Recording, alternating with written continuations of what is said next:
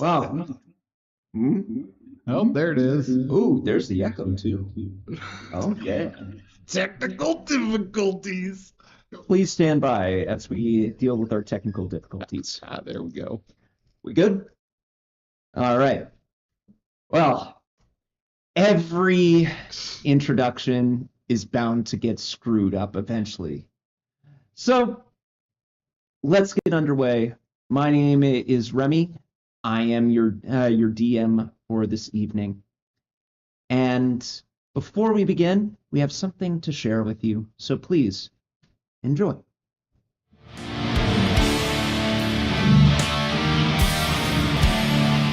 Hey everyone, it's Monster with TM2 Studios, and I just wanted to let you know that if you go over to our Twitch page, which is twitch.tv/TM2 Studios, and give us a follow, once we reach 50 followers, we will be giving away a brand new copy of the 2024 Player's Handbook. It costs you nothing, it helps support our channel. Good luck.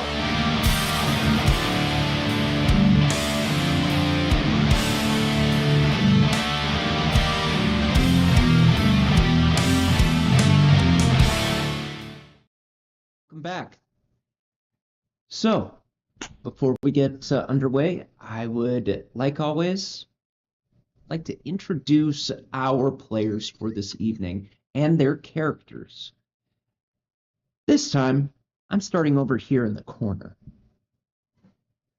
All right. Hello, my name is Billy Towers, and I'm playing our faithful companion Clock, a sorcerer bard. And we'll go over to the other corner.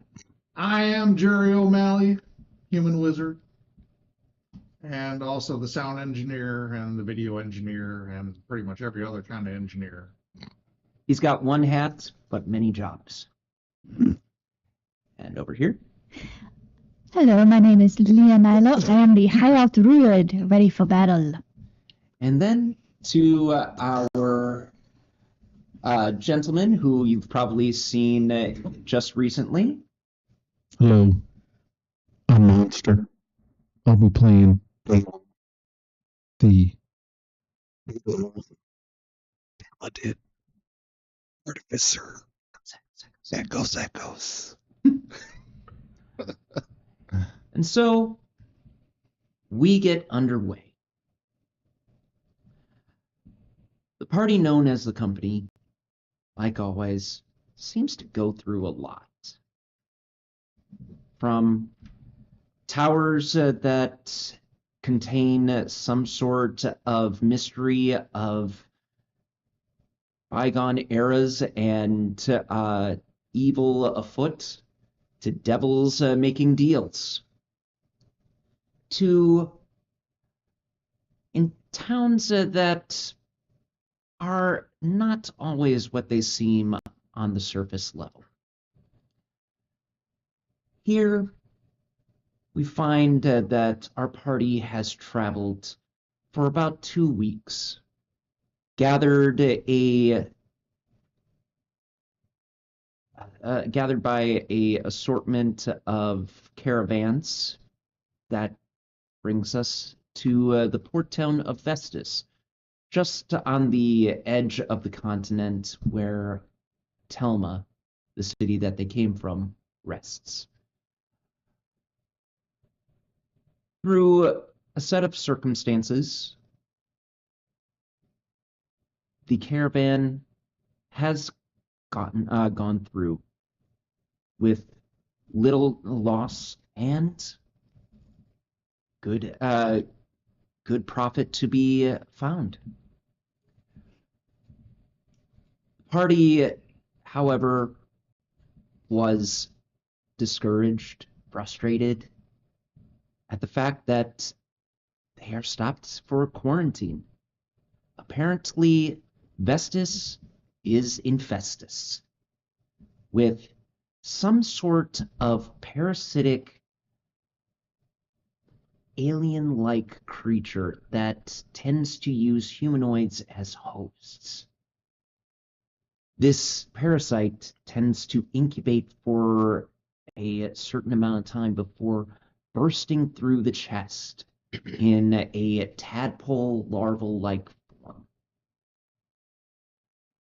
Party questions whether or not they should get involved and have been offered by the town, as well as a recommendation from your caravan promoter, a caravan boss,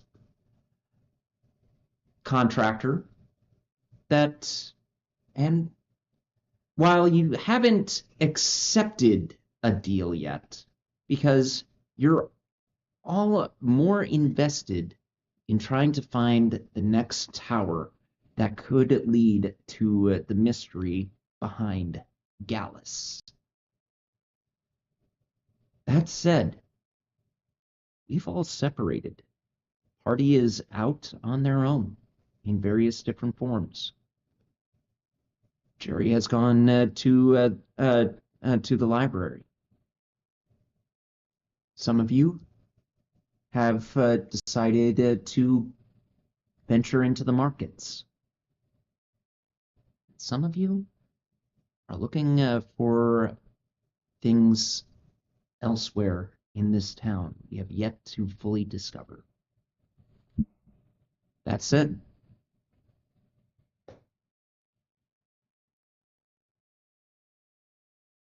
let's zoom in on the party as they are about to leave. Who would like to go first?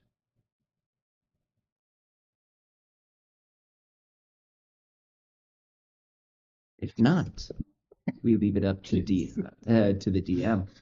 No, Dun, we dun, don't. dun. I go first. Come on, guys, we're doing a stream. No, not me. Don't look over here. Just want to make sure that if someone has something that they have planned right off the bat, I'm willing to hear it out. So, Daywin, Yeah. newly sculpted from your intense training with... That always me. You volunteered! When? I thought that was that Chinese. No mission of I volunteer. Go on. You volunteered. I will not interrupt the stream. I will step into this. Good on you. Good on you. Go for it, man. First penguin. You got it. All right. Daywin, newly sculpted from your intense training with the manual. You apparently you're playing with yourself. Flexing in the mirror. Where do we find you as you break away from the party? Yeah, good question. I forgot what we were doing. Were we going somewhere? Weren't you and I doing something? Yeah, we were doing something. What the hell were we doing? We were going over to the market, remember? Where were we going? What were we going to the market for? I don't remember. You said you wanted to go to the market for I something. don't remember. Some shopping. I guess. Let's go do some shopping, I guess. So I am going to need an insight check Insight check. as we First roll. See how I dragged her into this? Just you pulled her right in. I remember that you guys left on your own together, so I really don't recall what we were doing. Insight. It's a 12. 12. 10 for me. All right. DC wasn't that high for this particular role, but it is necessary because what we are inciting is the town itself, and what particular part is supposed to be the most thriving than the market. Know it. As you travel to the market, you will notice that there are fewer people than a port town should actually be able to handle. The roads themselves are wider, and you get the feeling that that this particular stretch of road that the market is held is not as populated as it should be. There are locals walking around. There's there's fish being sold as it's being a port town. There are uh, local merchants that are hawking their wares. However, how many people are actually buying? It's eerie. It's too quiet for something that's supposed to be a hustle and bustle kind of situation. And I will say with your passive perceptions, because this party has some insanely high passive perceptions. The two of you will actually hear the back and forths between customer and merchant. One saying, "Look, I'll pay no higher than 3 silver. That's any more is just outrageous for what you've got going here.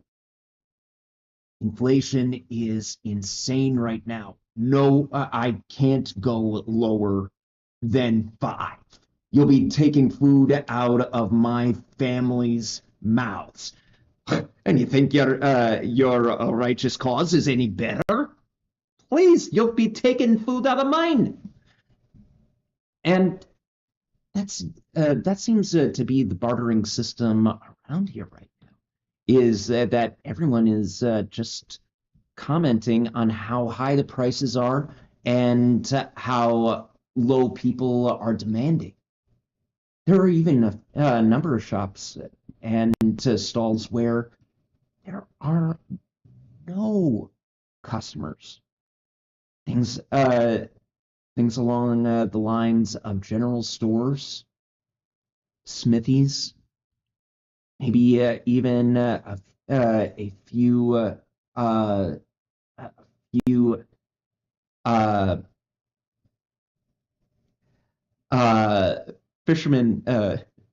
fisherman tool shops. Excuse my language. I had just a brain fart there. But yeah, you get the sense that no one here is really profiting from the current situation. I look over at Dalen. Seems like it should be more busy than it is right now. Well, I would imagine that due to this quarantine-ish type situation that is happening within the city, that it's probably causing a lot of issues, whether it be, people traveling through here. I imagine people are avoiding this place due to this. I mean, had I know, or we know, would we have come this way if we had information that they were quarantining people due to a suspected virus of some sort?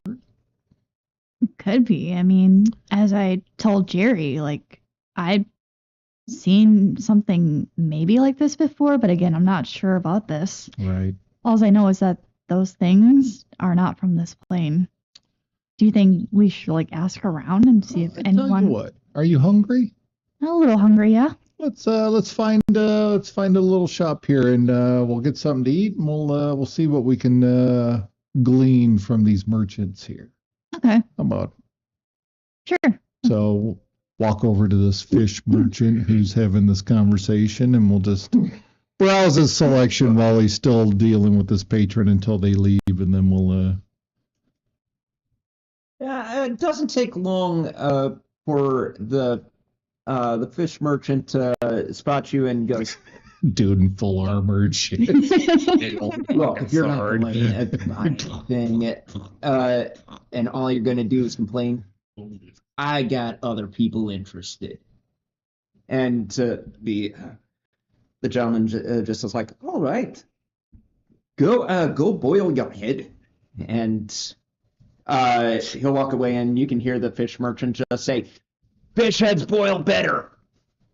Hey, welcome to my stall. How can I be of service to you fine folk? You're not from around here now, are you?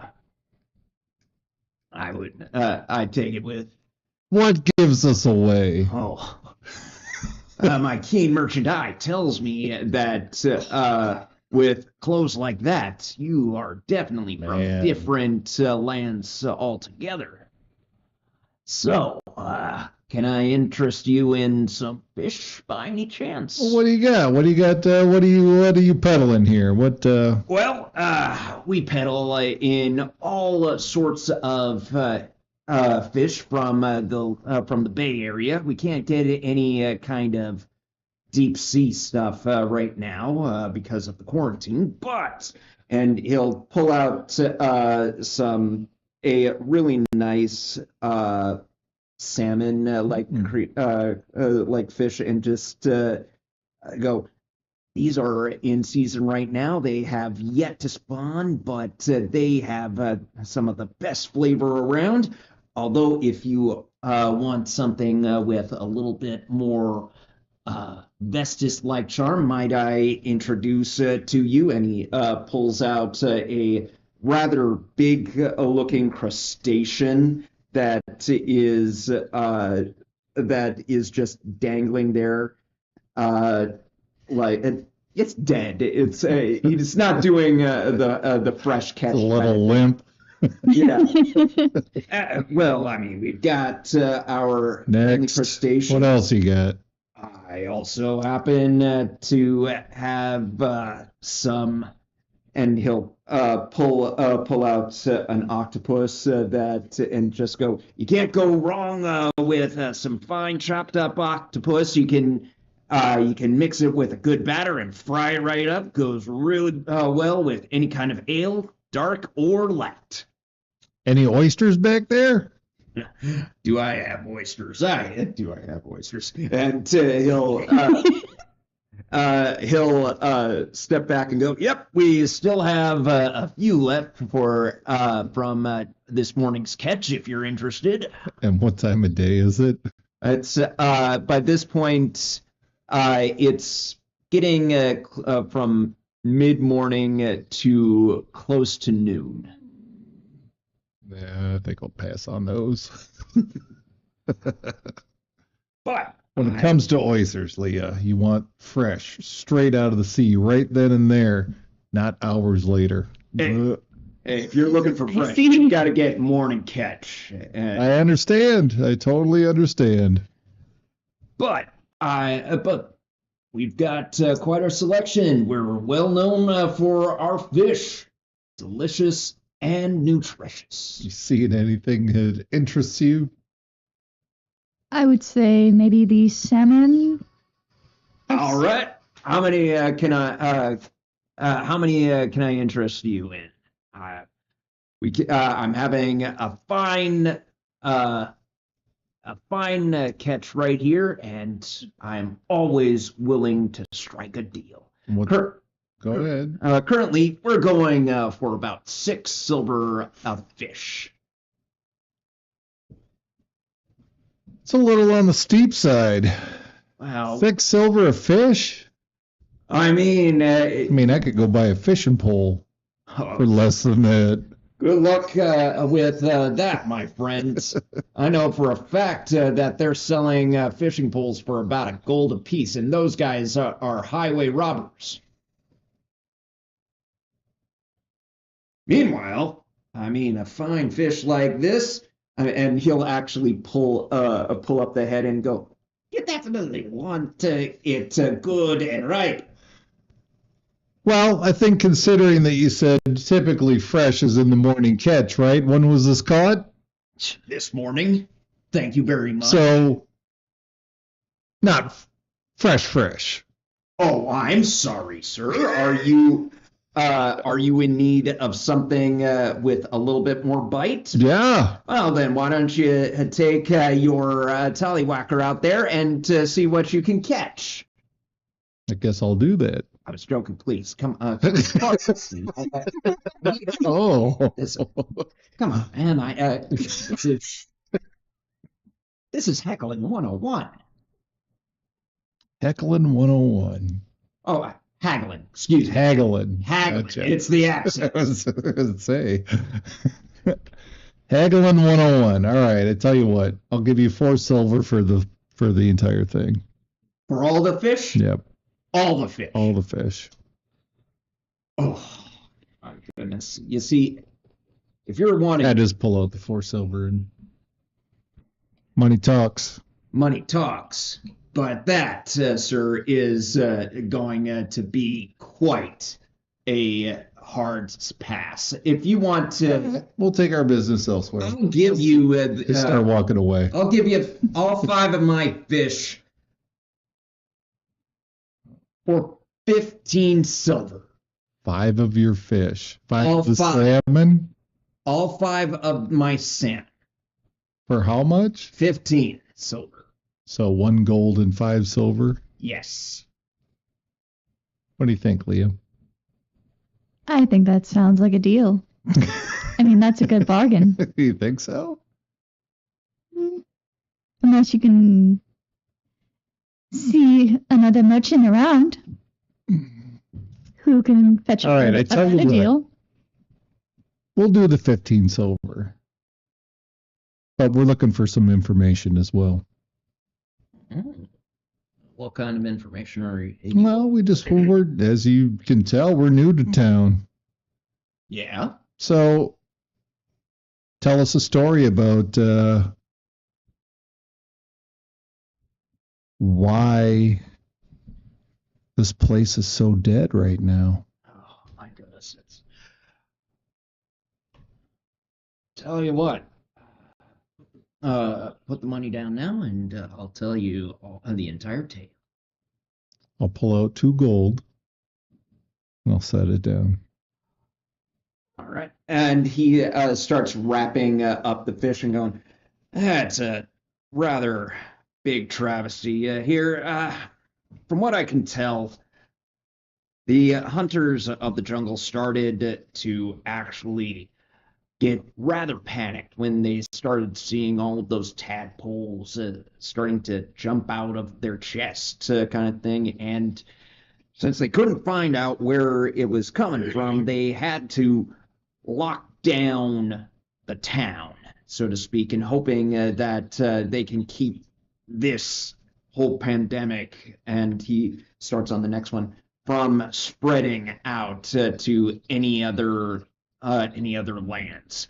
And the only boats that can actually go out are the ones that are fishing boats. Sadly, those fishing boats are only enough to probably handle like maybe 3-4 people and whatever they can catch. They're not meant for large seafaring situations. And even if we did manage to get a boat into non-town waters, or the huntsmen are keeping track of the shores as far out as maybe, I don't know, 10 miles in every direction, and it's just been this. We're dead in the water, so to speak, because any ship that comes in from out of town, whether it's intercontinental or not, has suddenly been asked to either wait in their ships for a good amount of time before they can actually leave, be allowed to enter, or they're asked to move business elsewhere, and most of them don't even try to wait. They just decide to go for another port town, which is about 2 weeks hike, 3 weeks hike at best. It's been strangling our very day-to-day lives. No one really wants anything to do but to just shout at our mayor and our town hall members to basically lift up the quarantine. But for all we can see here is that until this matter is taken care of, we're in a drought. At least when it comes to outside sources. And honestly, some of us are even thinking about pulling up shop and basically making this into a ghost town. However, the huntsmen will still hold on to us for quarantine until they know that we're safe. So, either way, we're fucked. Any questions for the man, Leah? Had you seen anything like this before? Like this kind of outbreak? I still have a hard time believing that this kind of thing is happening. I thought that it was just someone's idea of a prank. And honestly, I haven't seen anything. Honestly, I'm more in the camp that's just like, can't take this any much longer. But to be honest, no, I have never even seen something like this in my entire life. I see. And where might we find this mayor of yours? Probably at town hall if he's not currently trying to kiss keisters. He'll probably be there. Good luck. He probably is trying to barricade his door to make sure that no one tries to harm him when the uprising happens. How is it these huntsmen? Is that what they're known by? Is that their name? There's some sort of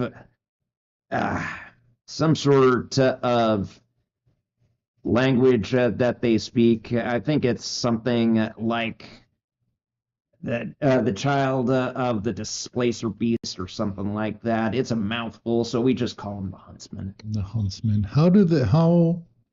How is it that they have so much sway over this town? Well, currently they have sway because they noticed the problem and are trying to make sure that no one else dies. The huntsmen are not only meant to protect us from things that are possibly getting in, but they also want to make sure that everyone is safe. They're the closest that we've got to a armed militia that is actually looking out for the people's safety. And did your mayor happen to employ these people by chance? Oh, they're not employed. They're more like a community. Huntsmen are a gathering of various different entities that kind of love the thrill of the hunt. They, for all I know, there's probably some sort of history that they keep, but they welcome in new members and anyone that is looking to do good while also uh, using their talents of hunting in the process. I know that there's some sort of hierarchy system, and they definitely have a chiefdom in mind, but it's beyond me. Sometimes we ask for their help in almost like a guildship, as it were, to help us take down some creatures that are messing up our catches, or sometimes it's just about the unnatural in the natural kind of thing. It's a whole thing. They've tamed displacer beasts so that they can actually be used on the hunts, and for all I know, their armor is made of their fallen comrades, the displacer beasts, not their actual humanoid comrades. But yeah, they're a sight. Do you have a boat of your own? Yeah, a little skiff. That's Little about skiff? it. Yeah. So how do you get your catch? This is from other people who've been out fishing? Oh yeah. Is Is there certain boats that you work with? Yeah. Well, I used to be a fisherman and you'll actually see he lifts up his leg, and there's an actual leg missing, and he has a prosthetic in place.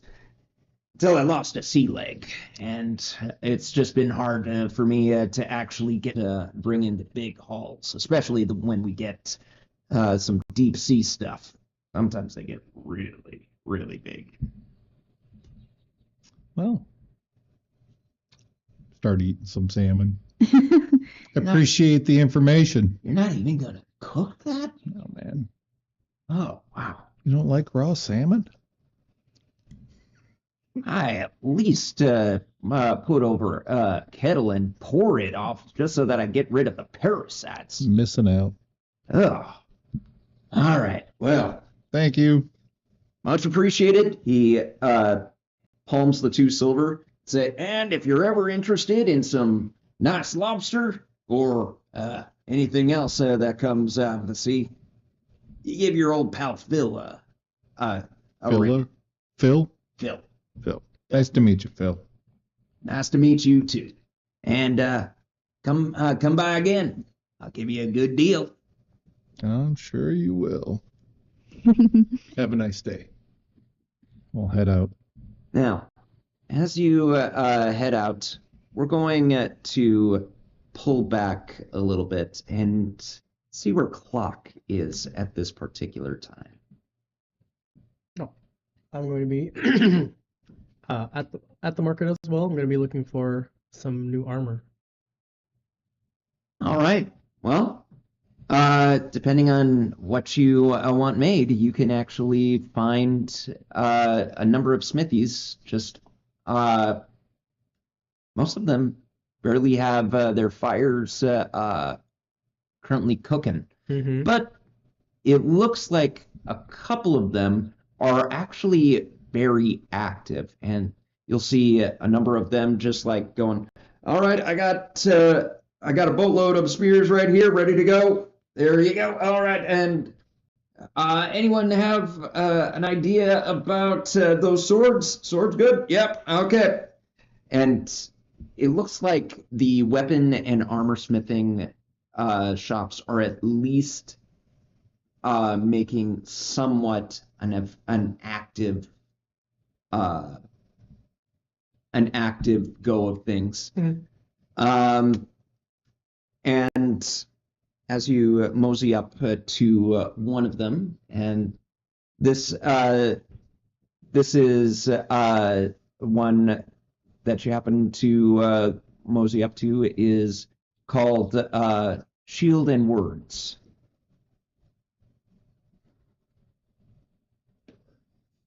Okay. And it's run by a large Goliath that has soot stains over his some tattoos that kind of emphasize his brow and his eyes, and even one that comes in right at the cleft area. And he's got like a bit of a kegger for gut, but it seems rather sculpted. And along with his arms, he turns and looks down at you and goes, "Oh, well, now I've seen everything today." Yeah. Oh, you're not a statue? Whoa. Okay. You need something? Is there any studded leather armor? Or am I in the wrong spot? There is a number of leather that this individual has at his station, and it looks like there's one that is complete with another one that is just looking to be finished on with its own studs. I'm gonna point at the one that's already finished. You want armor? That armor? Sure. Oh, let's see here. What would that one go for? Man, I should have pulled this up sooner. There we go. Weapons, armor, studded leather. Okay. You got 70 gold on you?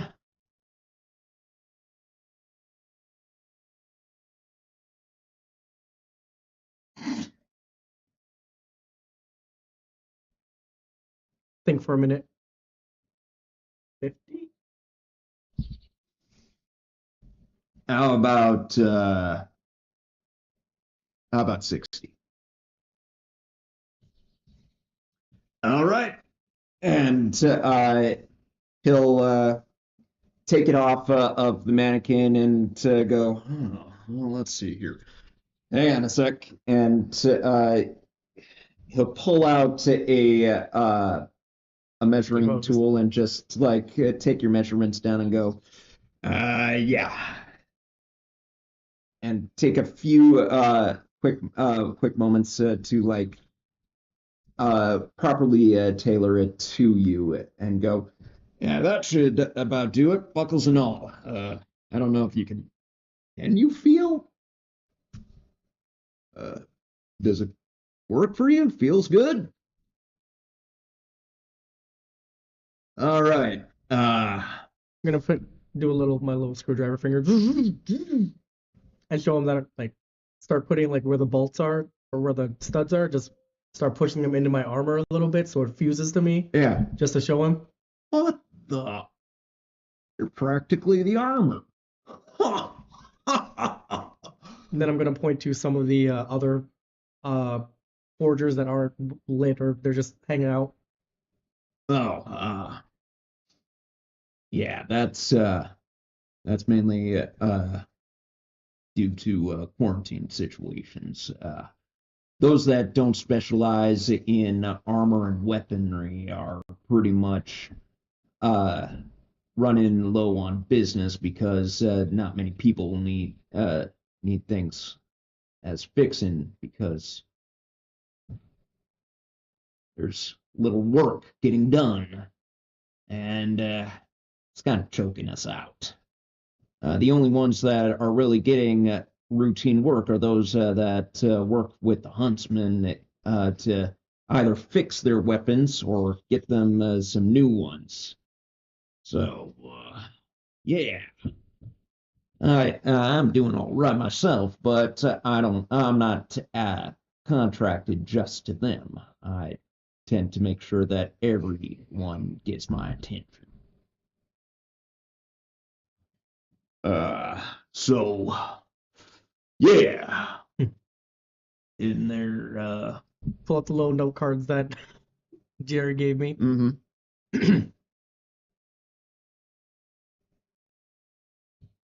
What are the leaders doing about it? They're trying to push that this whole thing gets done. They want their travelers to start coming back so that they can actually get the town back up and running. It's been rather hard. Really hard. No little note. Where's the town hall? Yeah. You see that building over there? Just hang a right after that, and you can't miss it. And then, player, do we know where Jerry went off to? We know he went to the library. Yes. Do we know where that is? Yes. Okay. Gonna go that direction. Even if it's opposite, I just want to confuse this guy. Wait. Bye. And I'm gonna go see what Jerry's up to. All right. So I'm going to eat it. Oh, great. Your research. Yes. You will find a library that is more than just a small collection of books. This place, being a port town, does have a large assortment. It's not to Telma or Treble's level, but for a port town, it's doing much better than you would expect. As you wander in, you will actually see a water ganassi just with kind of white coif-like hair, just pop his head up from a ledger, and he's got rather thick reading glasses on, and goes, "Oh, hello, and welcome. How can I be of service to you?" Looking for information about these tadpoles and this outbreak. Oh, you and a few other people.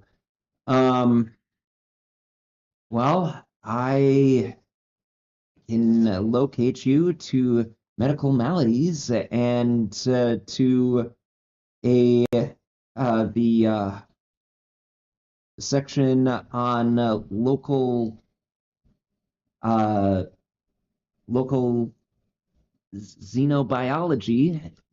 However, I will say that a lot of people that have been researching this particular thing have kind of come up short in those respects. Yeah, it's because they're searching local. I'm looking for more extraplanar. Extraplanar. Xeno. Well, we do have a few copies of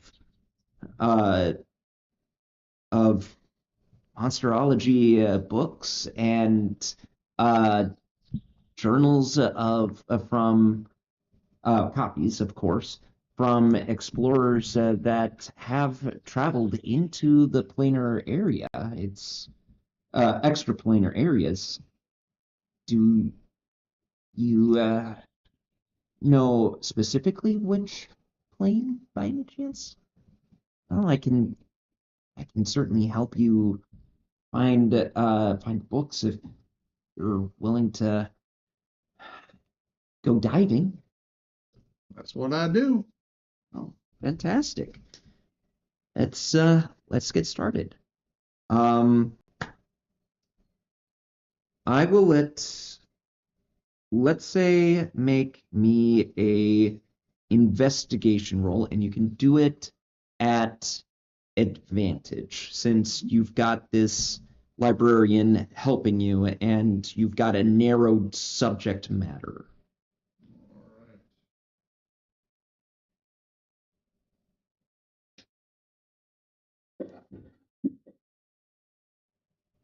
That's a 15. 15. Okay. So for the better part of your late morning and delving into the afternoon, you will be poring over a number of books. And because you are an order of the scribe and can document and copy notes,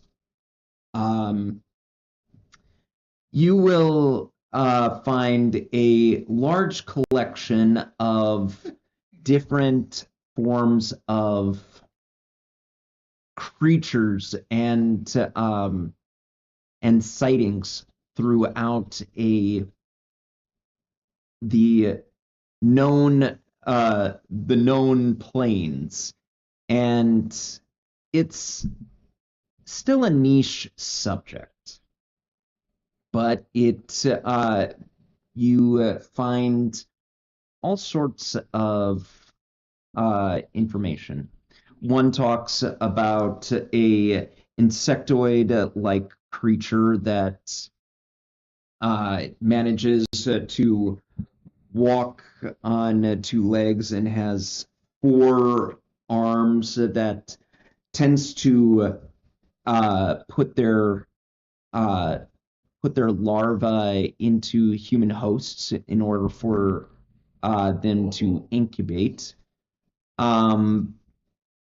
You also find information on a collection of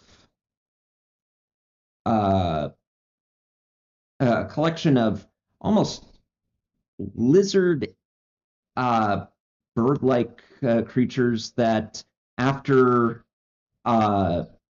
laying their eggs, they'll actually have their young fed to they'll leave their nests to allow their young to actually be eaten by supposed predators, only to have the predators leave them in incubation, and then they once they're released into the excrement, they're about ready to hatch.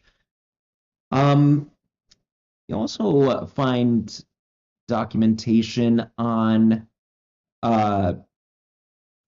a humanoid is kind of hard to push, but these creatures have bodies like humans, but stretched out and distorted with claw-like hands. And one of their key features is that they have octopus bodies for heads and have psychic communication, are treated with a hive mind mentality, and will infest their catch with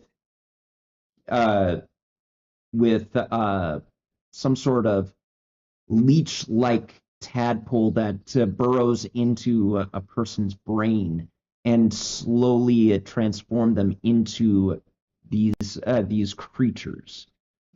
Close enough, but not it. Yeah. So we can rule out the squid-like race.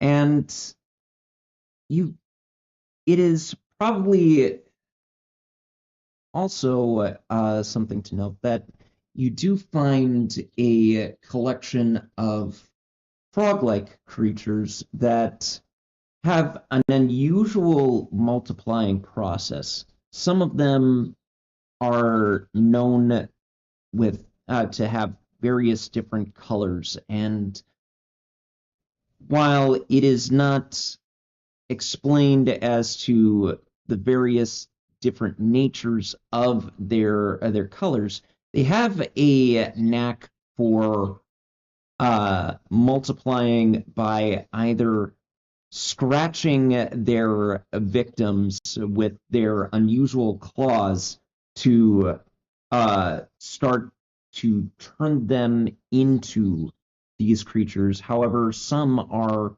even known for infecting their hosts to the point that instead of having them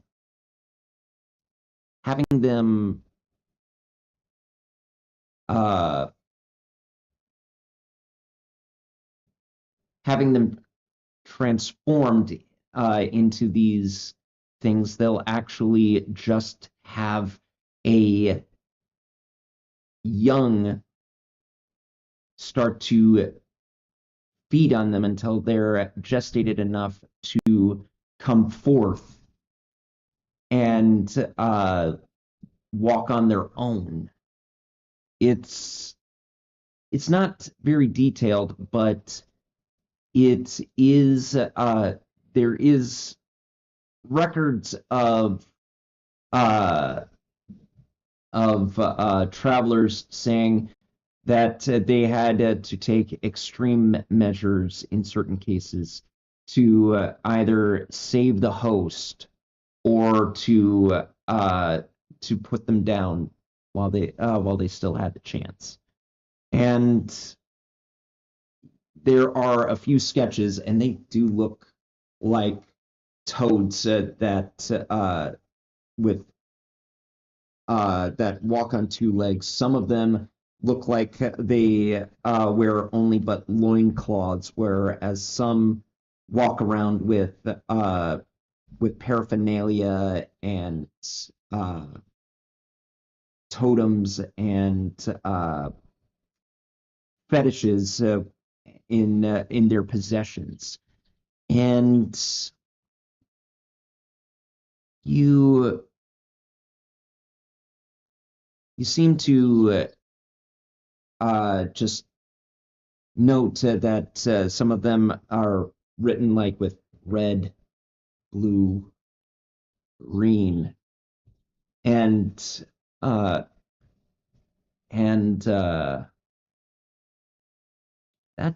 what you can find with just that. Does it mention the method of birthing for these? Yes. If certain ones will actually infect and will have their young birth from the soft tissue of their bodies. Sometimes the stomach. However, some have. One actually says one journal entry mentions that the rib cage did not mean much to one particular individual, and they pretty much had to dispose of a dispatch not capital punishment, but they pretty much had to kill the host and the body, the parasite in the process. Okay. Before it could come into full view. That sounds a little bit more like what we're getting towards. The insectoid races, it also mentioned the method of birth. Yeah, it's closer to closer to more of how spider egg sacs kind of just burst open from the host and start tearing their way out and starting to feed on the body itself. However, there have been known cases where it has been a humane birth, and it's a more of a question of how they were introduced and how they where they were found on the individual's body, how they survived. how the host survived. Does it mention that the young were tadpole-like? They say that they kind of they were birthed more like spiders than anything else, or Then other scratch them off insect-like. the list because that doesn't match. For the lizard bird-like ones, does it mention anything about birthing and what the young look like? Yeah, there is actual drawings of this particular process, Yeah. and they have kind of a, you know how birds when they're born they have that kind of ugly skin-like uh, skin-like fashion to them. It looks like that, only with instead of just skin, like you can see texture of scales and things like that. Um, and they actually have blunted beaks, and the journal says that these particular creatures seem to sharpen their beaks within the first few months of their birth. Yeah, it doesn't seem to match either what we witnessed. Yeah, and you would note that you would see one image of them as they're hatching, like from a large uh, stool sample. It's hard to tell, but it looks like this through some sort of measuring system that like this is a person. This is the mound of feces. Mm-hmm. It's about 2 to 3 times bigger than the person itself. Yeah, no. All right, so that leaves us with the frog-like creatures. Yeah. And that's what you would get from a 15. Okay. I think I'm gonna narrow my focus to the frog-like creatures and start doing research on the reds, the greens, the blues, and start seeing what the deltas are between each and their birthing habits. Well, you can't get too much on the subject matter. There's only like a few documentations on it. You do note that the reds tend to be on the smaller side, closer to either a human to halfling uh, build, Mm-hmm. so to speak. They can come in either short or medium size, but they tend not uh, to have too much vested in a solid build or anything like that. The blues look have more of a brutish kind of visage to them, usually seen as large torso and thick arms and legs, and tend to have like a frog-like head to them. And the greens, these ones usually have fetishes on them, and tend to uh, tend to have kind of like a horned toad like appearance to them. One is actually depicted like making some sort of unusual hand gesture that, as a wizard, you would wonder, is this some sort of form of gesture, as in like nonverbal communication, or could it be some sort of spell casting Mm-hmm. ability? It's kind of hard to tell since they're more of a three finger, one thumb with claw-like hands. Does it mention the name of this race anywhere? Oh, you don't. You don't have a name, but you do have a general location of where they came from. Okay, where's that? Limbo. Limbo. Chaos of Limbo. And it's noted that these these creatures have a rather, they have some sort of system, but it's still rather, it's not a actual system in place. It's more like who's ever stronger is the, in some manner, shape, or form, is the leader. Okay. It doesn't seem like they develop any kind of communities or anything like that, or any intelligent communities.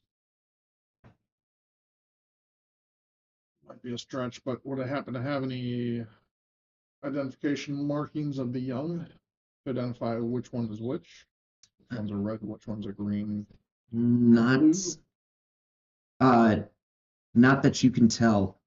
It's the one that the one documentation on the chest bursting said that they that it was done that it came out during a camp situation where it all they had was firelight to keep them company, and it just popped out, and their first reaction was to execute the creature before they could see what was going to happen. Okay. And it was burnt alive. Right, so. All right. Means I'll have to get a hold of Bowdy. See if something in the dragon's library mentions these creatures.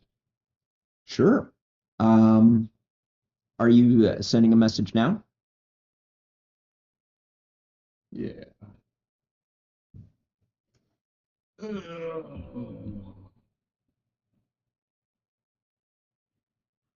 Yeah, so we still have the sending stones, don't we? Mm-hmm. Yep. Yeah, so I will send a message. Need all materials on frog-like creature from plane of limbo.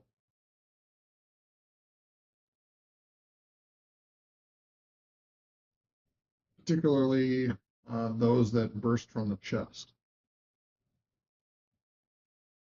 Oh, Jerry, it's wonderful to hear from you.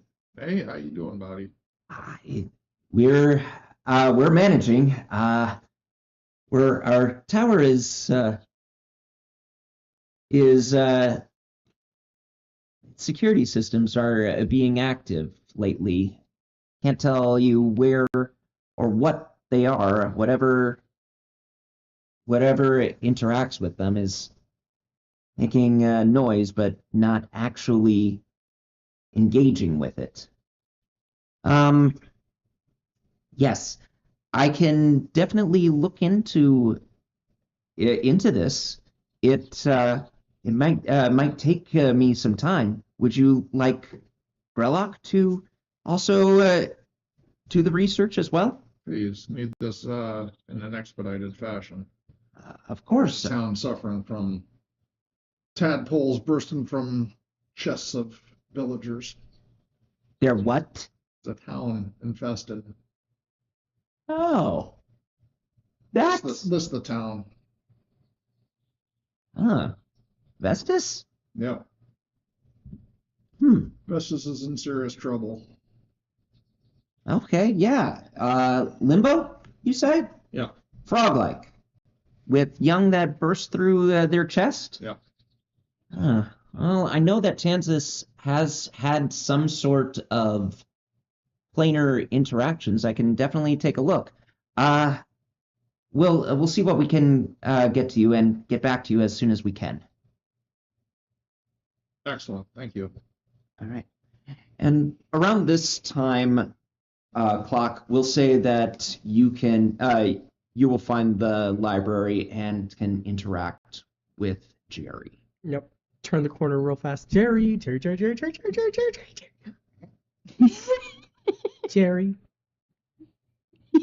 Are you all done? You look different. Yes, I got armor. Style up. Thank you. Okay, so I wanted to talk to you about something, but I don't want to talk about it here. It's not bad. It's good. All right. It's kind of bad. No, I'm finished here, so we can get going. Awesome. I turn to the librarian. Thank you so much. Slide him 10 gold for his assistance. Oh, much appreciated. Thank you. Hopefully, you managed to get what you were looking for. I think we're hot on the trail. Fantastic. Well, good luck to you. And if please, if you are invested in this, see what you can do to take care of this as much as possible. It's a powder keg waiting to explode out there. If you happen to come across anything more about these frog-like creatures from the plane of limbo, hit me up. Will do. Thank you very much. Okay. Limbo? Limbo. Limbo. Okay. Limbo. And he just starts documenting, and he already is off in his own world. All right, leave him be. And you leave the library.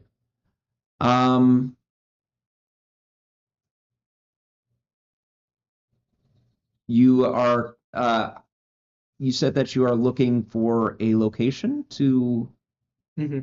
Probably uh find an inn. not that hard. Fiddler's Green Right. was That's that. was the inn that was suggested. Fiddler's Green? Sure. Let's go.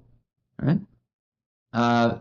And Fiddler's Green is a lovely establishment. It looks well cared for and not upscale to the point of expensive, but for a modest establishment, it definitely gives a homey-like, clean feel to it. Oh, it's a bed and breakfast. Essentially, a little bit larger than normal, but it's run by a dwarf that a older woman in that looks like she's in her not end of days, but in her later years, and gray hair. Her mutton chops kind of just come down to her to a good thick area just to where the chin pokes out. She's got a nice hooked nose and squints a little bit before she puts on these large bifocals that magnify her already big eyes, and she's just like, oh, guests. Oh, wonderful. Are you looking to stay with us for a while? Oh, wonderful. I'm Tawny. I am the owner of this establishment. Can I interest you in a number of rooms? There are two of you, so 2 rooms? Or are there more of you? Maybe a few more. How many more? May I ask? We 3 rooms. 3 rooms. 3 rooms. Okay. Well, how does 4 gold a night sound?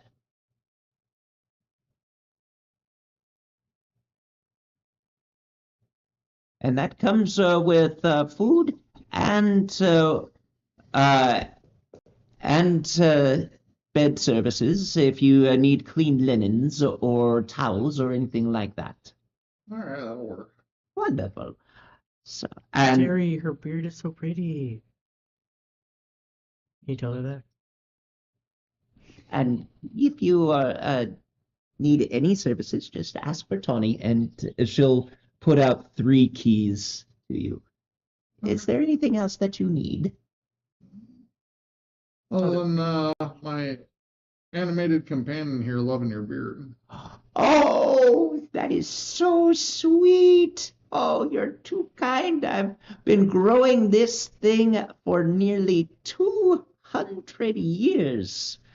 Oh, thank you so much. And she'll actually just like brush her face, and you can tell that her beard, while bushy and close, she stretches it out a little bit. It's more curly and just compresses in on itself naturally.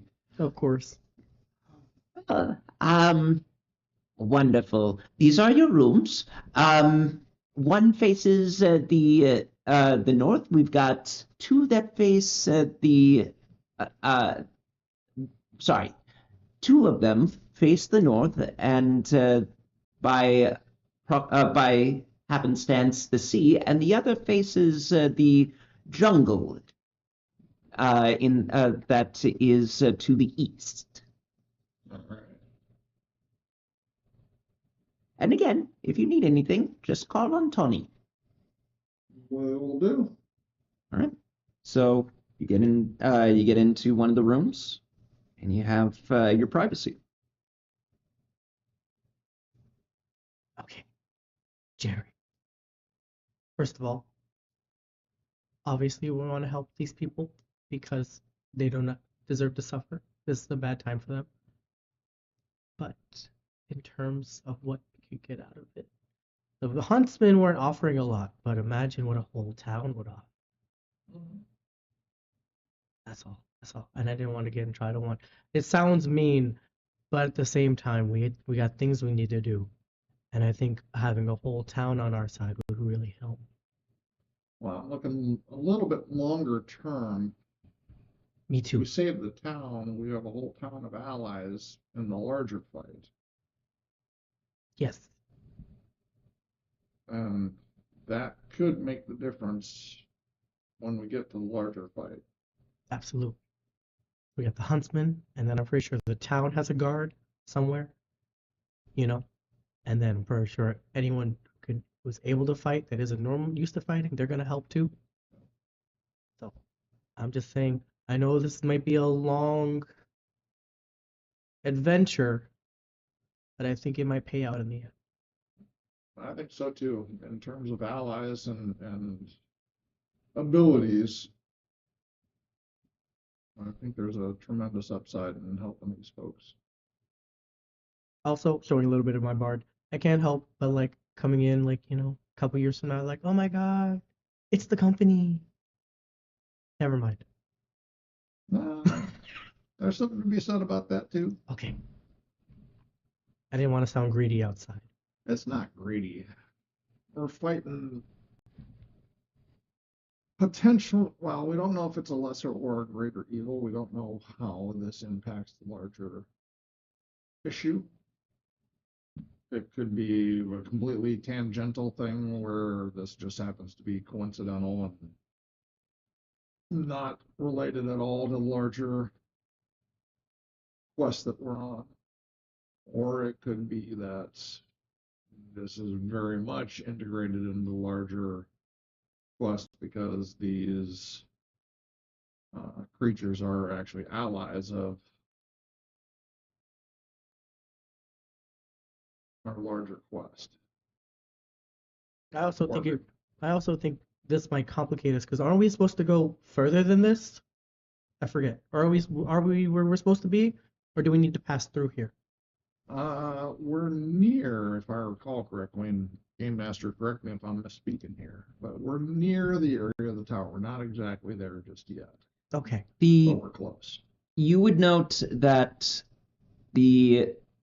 one of the towers, either the fourth tower that you happen to discover, mentioned being a part of one of the archipelago islands that is to the northeast of here, and is theoretically closer than the tower that is on the other continent, similar to the one on in Treble, but sorry, off of Treble, but to the northwest. Okay, so it's a bit further than what I was thinking. So this is a midpoint on the way to the next tower. I think we're stuck here until something. We choose to not be stuck here, but I'd hate to think of the implications down the road if we fail to act. The big trouble. Yeah. Also, we'd be breaking the rules, and I don't want to come back and they're chasing us. Exactly. Oh, okay. Let's get everyone else. With that, we're gonna zoom back and refocus on Leah and Daywin. Now, where are you headed from here? Is there any plans to go from here, or are you planning on meeting back with the party? According to my notes, the only inn in town is called the Fiddler's Green, Leah. Sounds about right. What do you think? We head on over there and see what's happening. Yeah, and see if the others hadn't already been there or Sure, are already hold on to there. this fish. Well, Sure. I got the other 4. Meanwhile, while he mainly followed you to be a guide, the hunter that was encouraged to help you out is mainly just straggling behind more than guiding you at Oh, the is he front. following us? It's more like Following God, we were trying to ditch that guy, weren't we? Yeah. Stuck around some corners. I figured that. Well, here you know. Hilarious. The I figured that you were you've been more standoffish than anything God, else. he's still back there. Right. Oh, I'm laughing. You go that way, I'll go this way. The entire time passing under his breath. Fish. Oh, funny. Why did I get dragged into this? Go follow them, Janali. What's your name again? Janali. Denali? Janali. Janali, gotcha. What's the name that the Ja- jerks are always calling me? Little squib? Or... They're either calling you runt or grunt. No, go follow them. You're the grunt. No. Didn't say that when I beat your ass in training. That's fine. Denali the runt. Janali the grunt. The runt.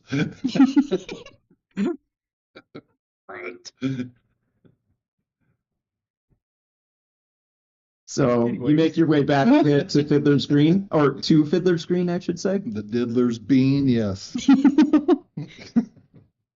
Why didn't I not see that one coming? Please don't take us down. I dropped one F-bomb. I guess that makes it PG-13, but that's it. Yes, we head back to the Fiddler's Green So with Janali in tow. Rum You hungry? You want some fish?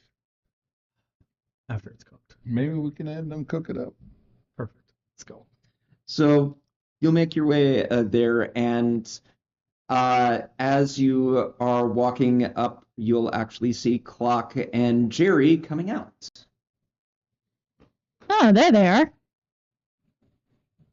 Hello, you two. Right? I guess. You guys coming out? Did you Well, get we're on our way to come rooms? find you guys. So Oh, yeah, well, fortuitous timing there. There we go. We're carrying fish. I'm You guys carrying. hungry? Daywin, why do you have so many fish? Well, we ran into a merchant down at the market, and we were just talking with him, and we figured we'd buy some fish and get some information. Oh, okay. Did the fish come with that guy? And he points at Janelle. He's just glaring in the corner. And no. Apparently, you've been tagging along with us, but we had no idea. Yeah. Janali, why are you following us? They asked me to escort you here and how you feel, check on how you were feeling about Are the you offer. spying on us? Is that it? You're gonna report back to your people about what we're doing? You report back to yours. I don't see what the difference is. What do you mean yours? Looks over at Jerry. You're being serious right now? Mhm. That guy. Yeah, And her. that guy and them. And They're my that, people. and that metallic creature there. Pretty sure Yeah. if something happened to you, you would tell them. Well, yeah, they're my companions. And I have to report back to my companions.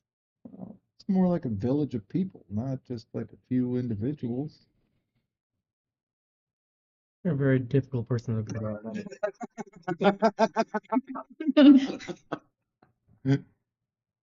Well, You hungry? I'm always hungry. Let's go. All right. Thank you.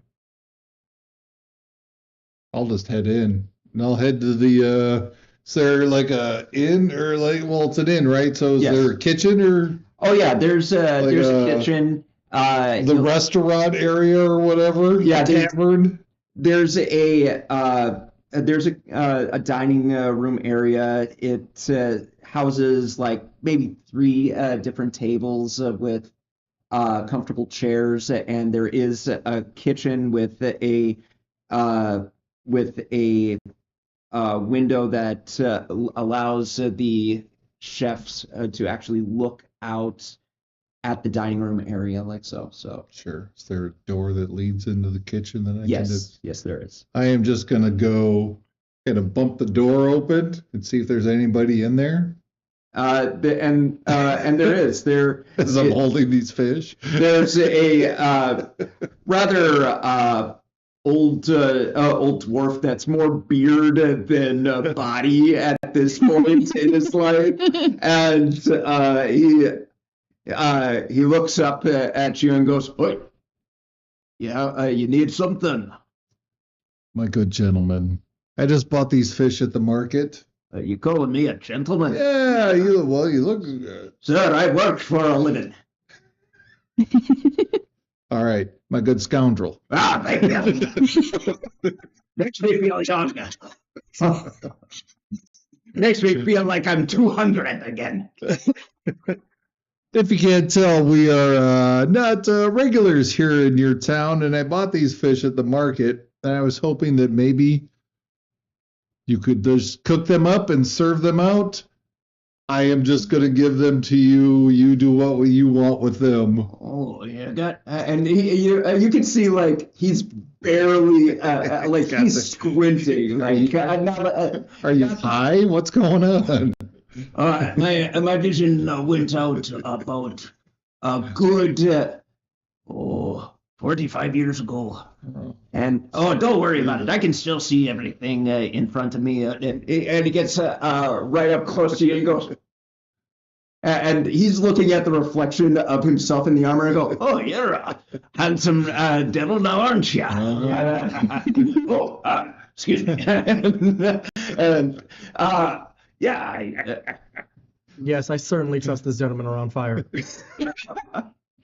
If you're looking to have me cook, I can definitely cook these right up for you. Are you looking for something more along the lines of delicacy around here? I can also, I can fry. I can barbecue. I can even give you some nice sashimi. Dealer's choice. I'll just set them on the table. Oh, 1, 2, 3, 4. This one looks bitten. Oh, that was Leah. She took a bite out of it. She was so hungry. Excuse me? With an ox. And he takes his ropey, like hands with. They're not arthritic, but they definitely look rather knobbish around the knuckle areas. Sure. And his arms are they're thinner than most dwarves, but it looks like he still has a bit of stone for muscles, if that makes sense. Yeah. And he's just like, all right, I'll get to work. And he takes his beard and just scrunches it up and starts wrapping it up, and then just like tosses it over his shoulder. It takes the rest of his hair, which he's got a bald pate on top, so it's more like he's just taking the Caesar's crown or laurel wreath, hair, and then just ties it back with the beard, and you can see the apron, and it just says, "My best friend's my knife, and my main squeeze is my pan," and just get straight to work, like Fantastic. gutting, Yeah. deboning, and scaling. And I'll just head out and find a table. there's plenty to choose from. It looks Sure. like your party is the only tenants at this particular time. Oh, well, all righty then. And within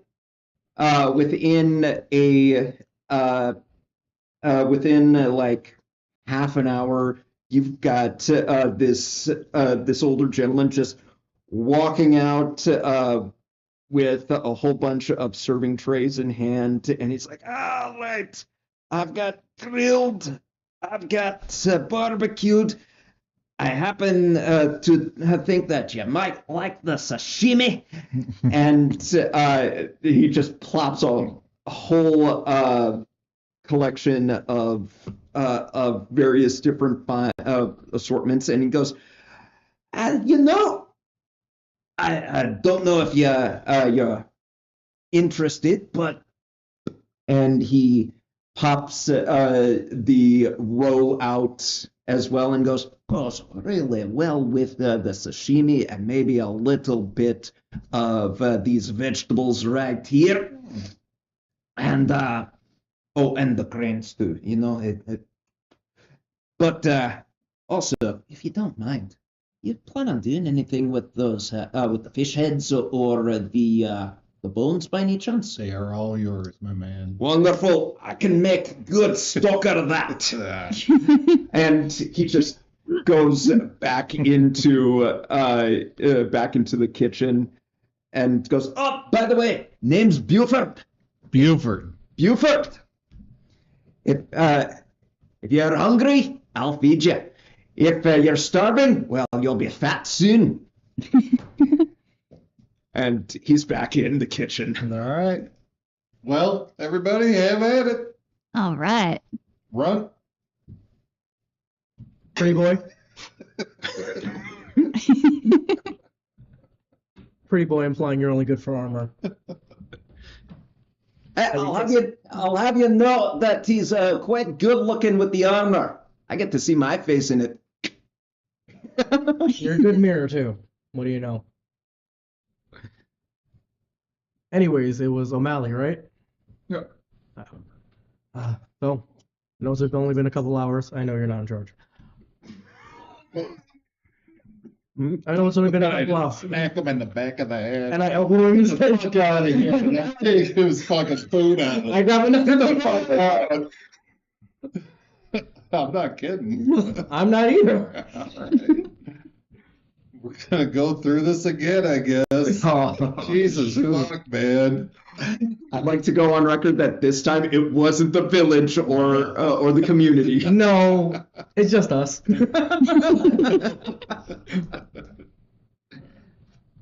I know it's only been a couple hours, but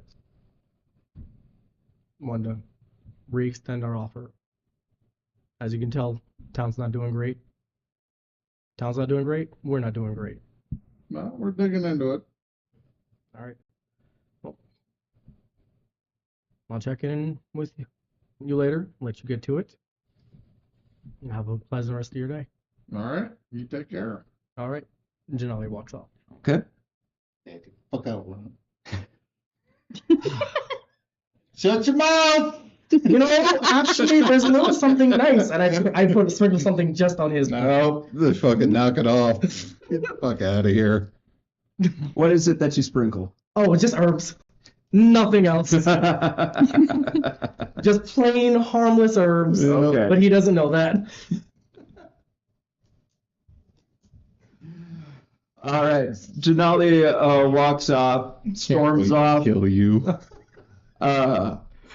and you are left with a smorgasbord of various cooked salmon-like fish and all of the garnishes that go along with it, or staples that go along with it.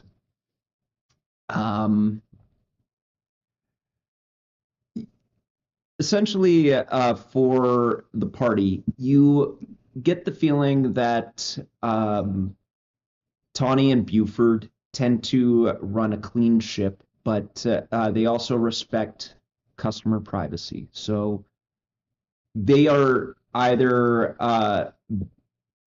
at work cleaning the kitchen, or and loudly, but almost in whistle as you work kind of thing, or you have the old woman just going upstairs to start with mop and bucket in hand, ready to clean up the area. So the dining room is at your disposal. All right. Well, now that we're here, found out a few things at the library. I believe the creatures that are infecting these people are from the plane of this The what? limbo, from the plane of limbo. They are a frog-like creature. I don't know their racial name. I'm working on that one. But it seems to be the most likely culprits of these chest-bursting tadpoles.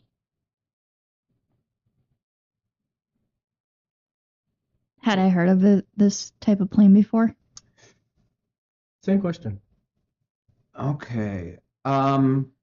We did have a roll for you earlier, and with how low you rolled, I would say that no, you did not, you have not heard of these particular creatures before.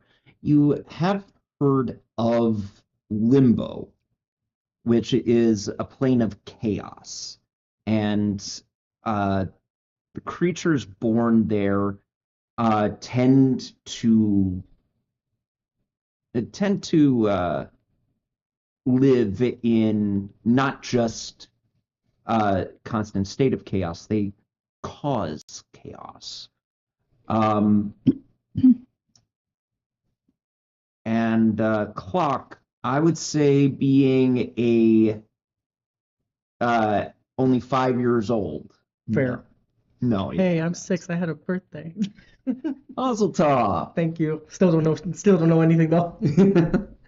Well, you're quite good at engineering and that kind of thing, but I'd have to harbor a guess that you haven't come across anything Limbo Over my related. head.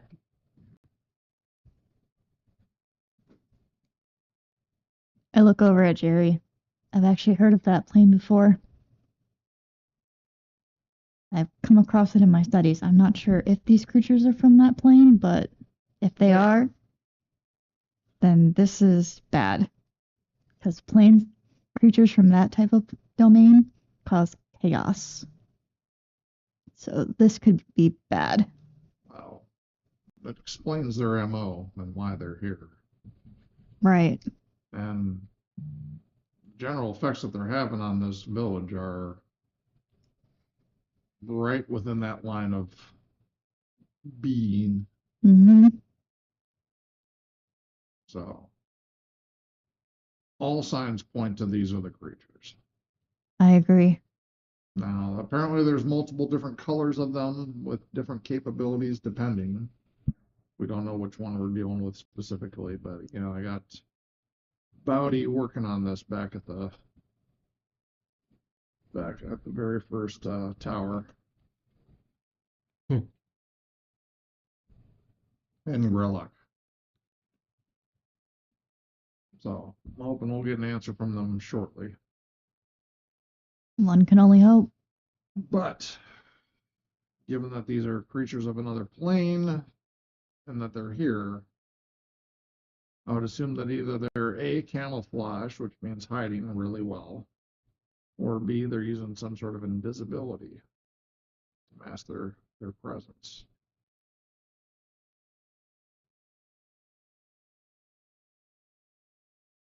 Again, what this has to do with the larger issue with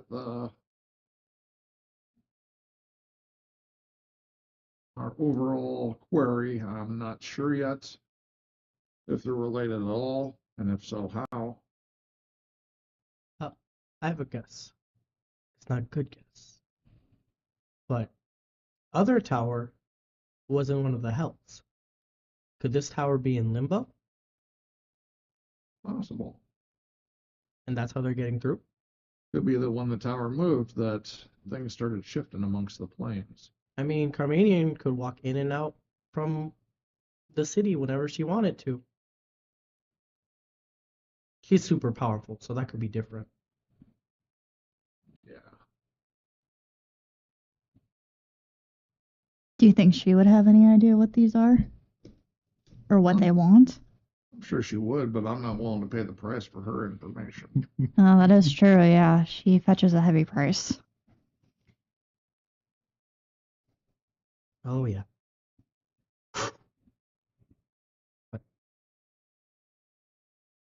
No, I don't intend on leaning on her unless it's in her self-interest to assist us. So what should we do while we wait?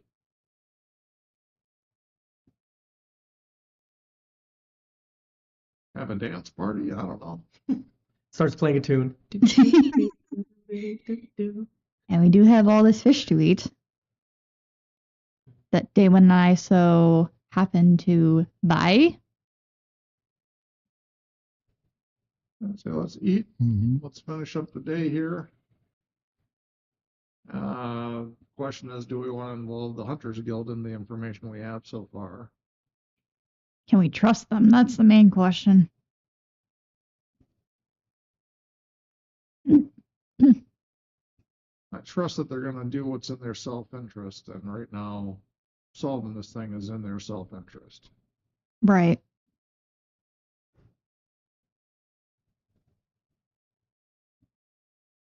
Mhm. Then we may gain additional allies out of that in the larger fight, which Which we is a need. good thing. I've We been need saying, a lot more the mayor is allies. really stressed about this. And if we help, it'll be really good in the future. Mm-hmm.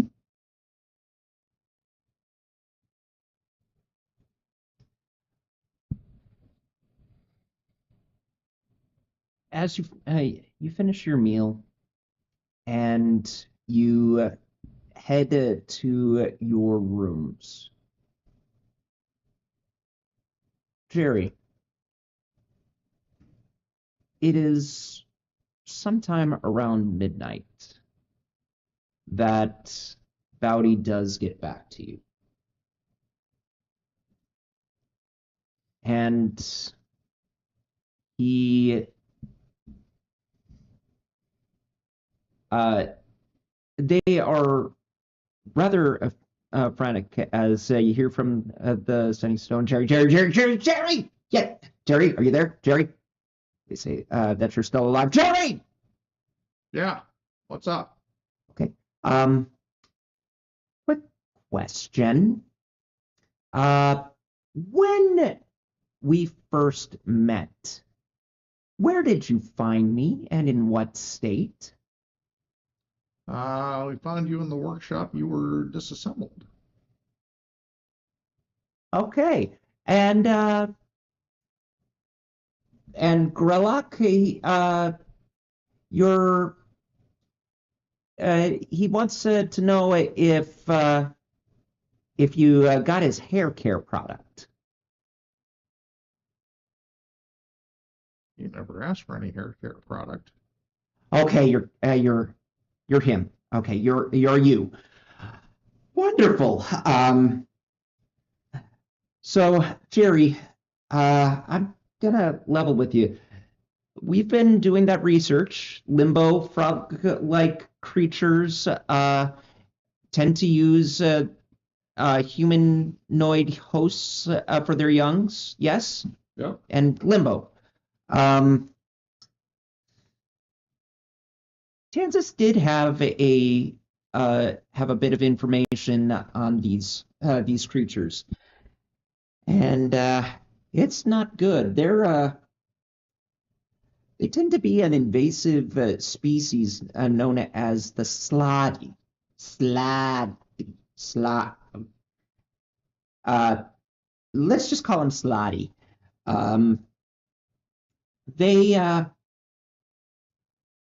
They tend to roam into our plane and tend to wreak chaos and basically infest humanoids with their young, or even transform them into them. Mm-hmm. And what makes them even more deadly is that not only are they shapeshifters, but some of them can even do magic. Oh. And if what you say is true, I mean, one of them can be bad enough. But if your area is, if the town is aware of such happenings, the town might already have infiltration of these creatures. Depending on their color spectrum, they could be quite dangerous. Any way to identify species type from the young? Well, the species type are, I mean, they're full grown. I mean, like, they're the size of humanoids.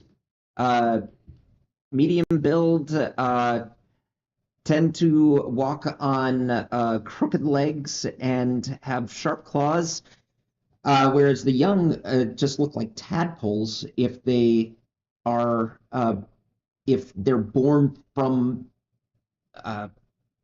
their chest.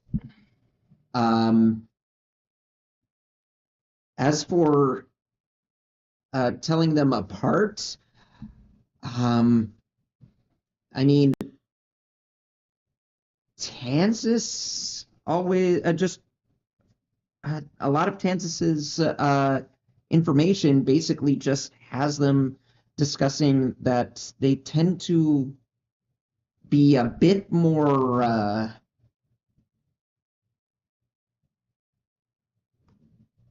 they tend to transform into the people they infect, but they don't maintain the memories too well of the original host or the humanoid that becomes them. It's almost like their whole mentality is rewritten, and while they can be conniving, they tend to try and drive up the chaos as best as they can, so as to basically make it as close to home as possible.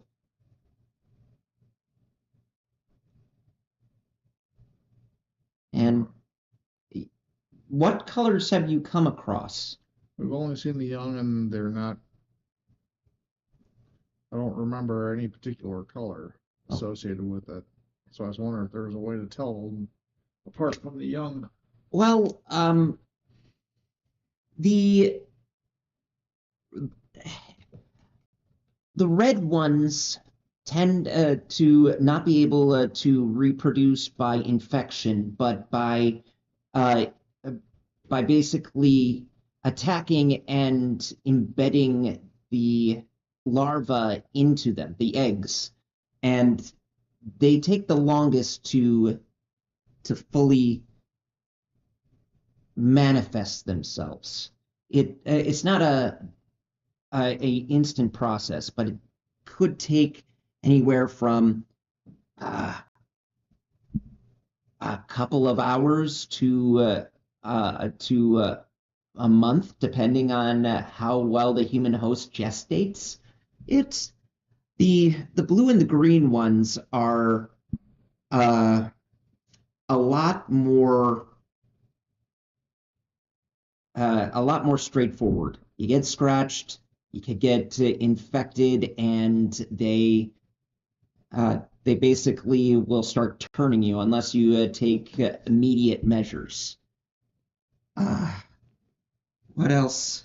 The green ones are definitely spellcasters, whereas the red and blue ones are infantry and brutes. Anything else I can tell you?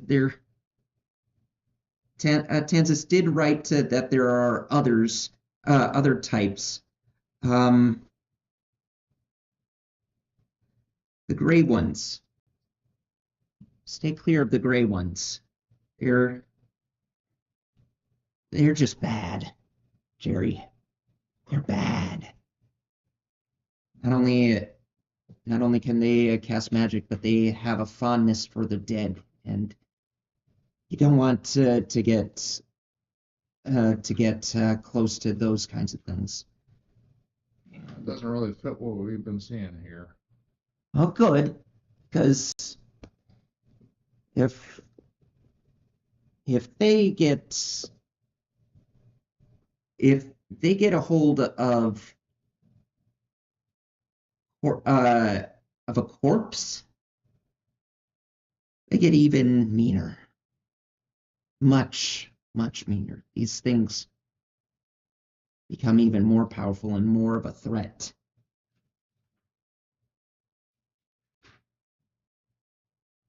That's all I can tell you. Tansis didn't go into details too much in his notes, and all of his books basically just say make sure that the Greys stay away from the graves of other humanoids. All right. Oh, and Grellock would like you to know that he expects some sort of compensation for being a research monkey. And that he likes shiny jewels. I'll see if I can find him something appropriate. All right. If you needed to get a hold of me, it should probably be best that we communicate in some manner, shape, or form that at least lets us know that we're talking with one another. We don't have to worry about these Slaadi, but if worse comes to worse, you may need to start keeping track of those around you. Well, just so you know, in the future communications, if you ask me how I'm doing and I say I'm doing great, Yes? it's not me. It's you if you're not great. If I'm doing horrible, abysmal, the world's about to end, well, now you know it's me. Good to know. But if I say things are going great, ain't me. Okay. I'll keep that under wraps. I'll also maintain sending silence unless you need anything from us, or I get any more information on these things. Understood. Appreciate it. Well, in the meantime, over and out. Good night. And ends the sending there. And with that, with this new information in tow, the company may have more to deal with than they may know. We'll find out in the next half. Stay tuned.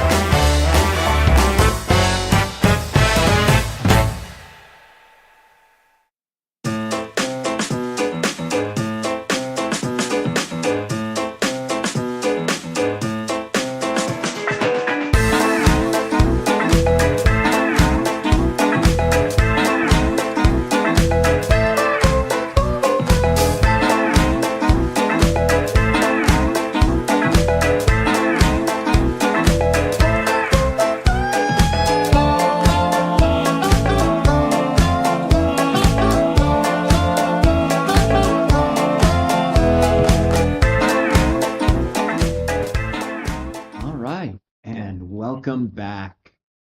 So,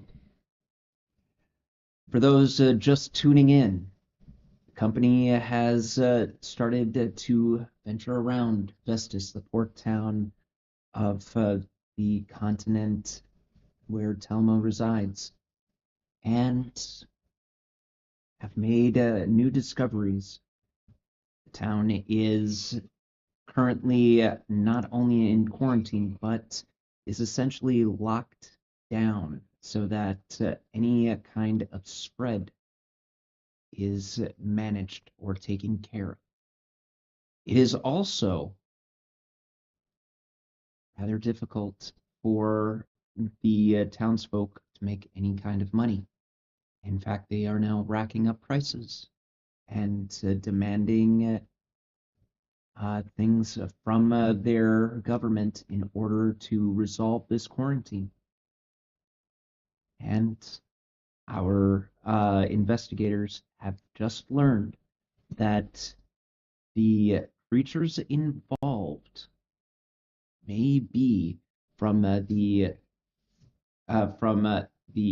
plane known as Limbo, where a creature called the Slaadi, frog-like folk that infect and find ways of hiding themselves among the community, all to create chaos.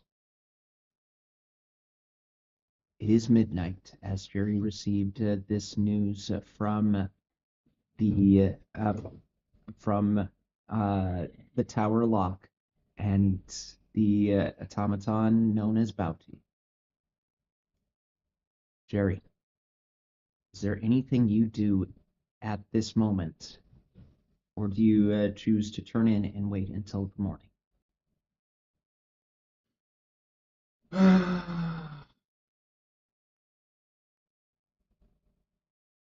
Waking everyone up now and telling them is not going to make that big difference between now and the morning. So I'll just crash inside my my tiny hut and wait for the morning.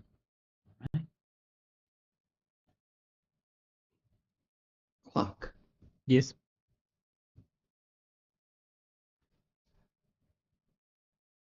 Who's I take it that everyone else got a room.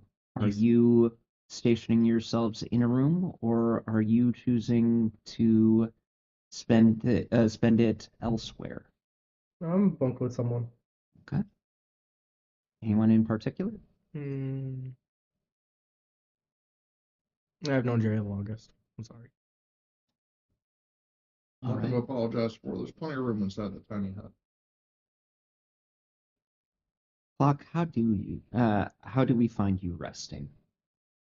Yeah, well, being Warforged, Century's Rest, I position myself to look out the window. Did you take the seaside room or the jungle room? Jungle side of the seaside. Two going to the seaside, one going facing the jungle. Okay. Seaside. Seaside. Just looking out. Okay. Listening to the waves crash. Clock. There is a moment where your consciousness, it's to be expected, just fades. All that's left is just ticking and the talking of your internal mechanisms.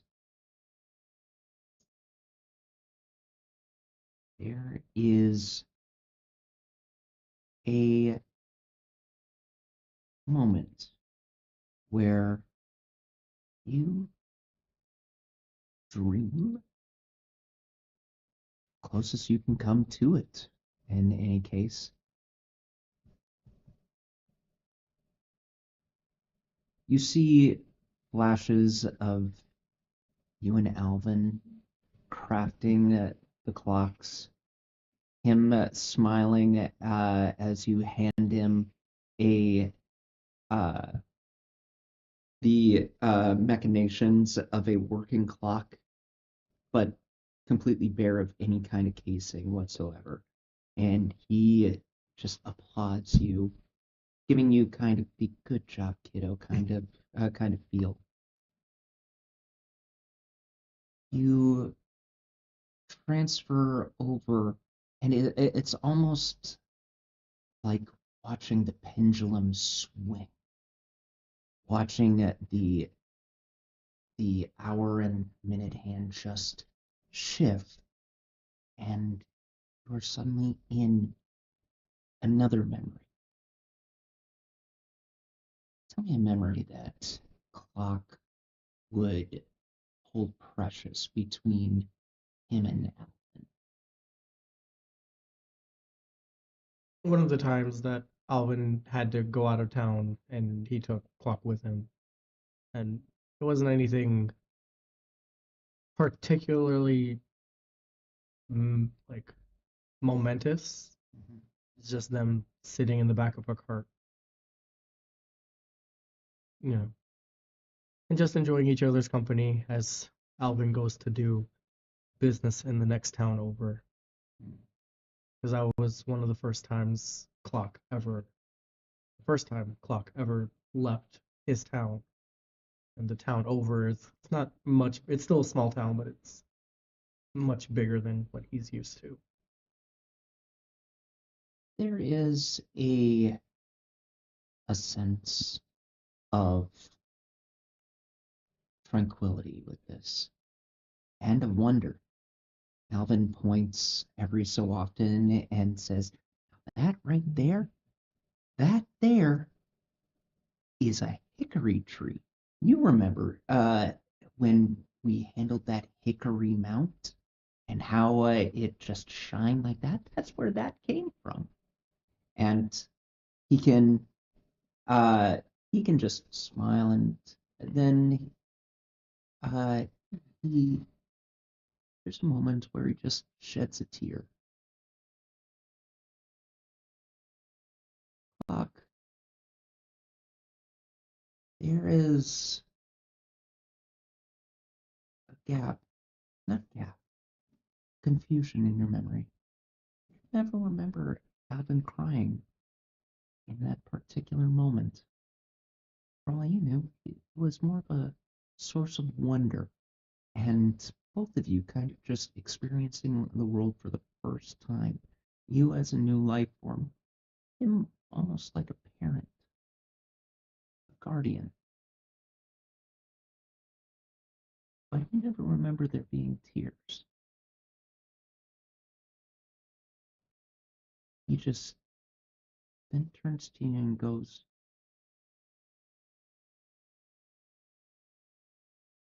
that was then.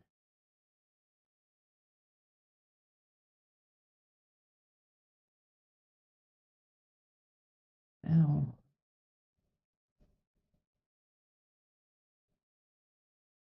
I don't know if I'm the tree,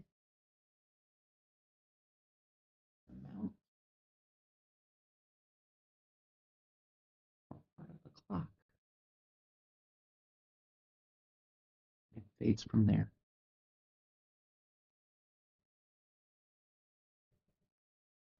Daywin,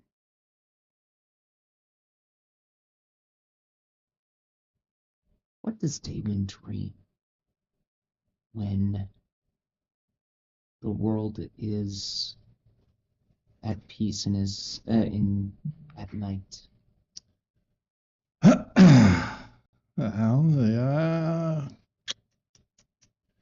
I would think in his meditative state, it's not really dreaming, just more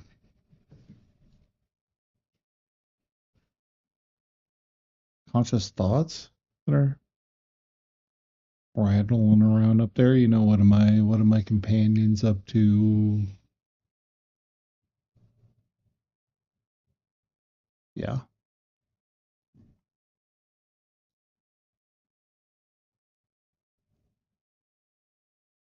Give me a charisma save throw.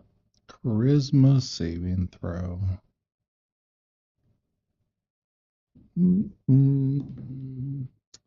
Is a 17. Okay. When as your mind drifts from one subject then to the next in your meditative state,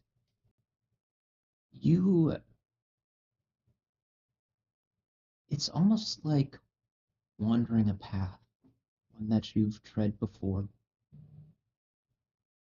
And next thing you find is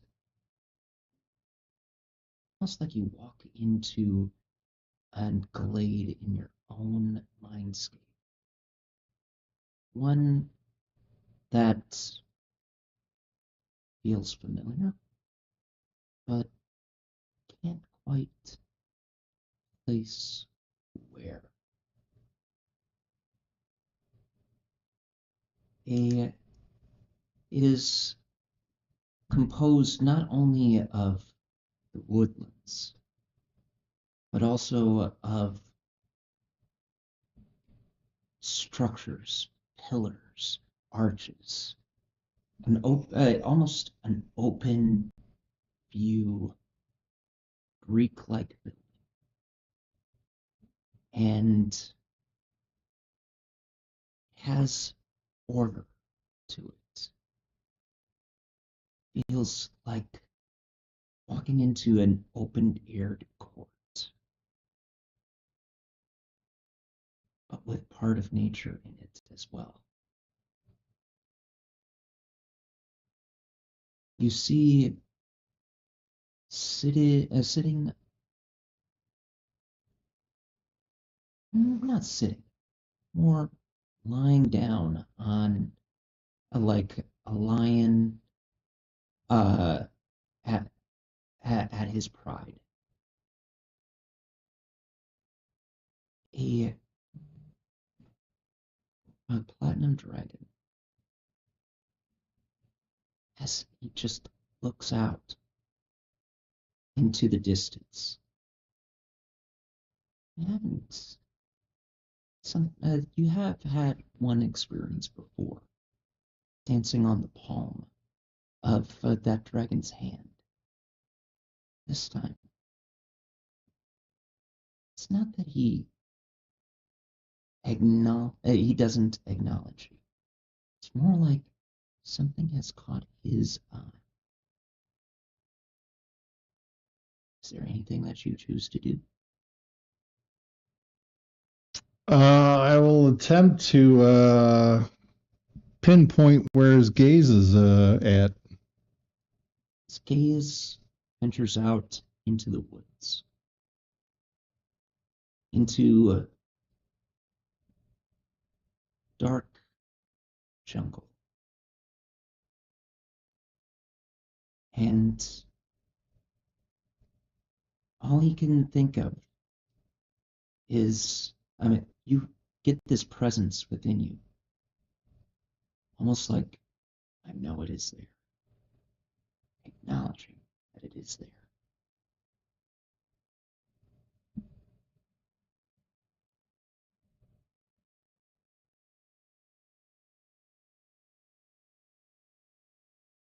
All right.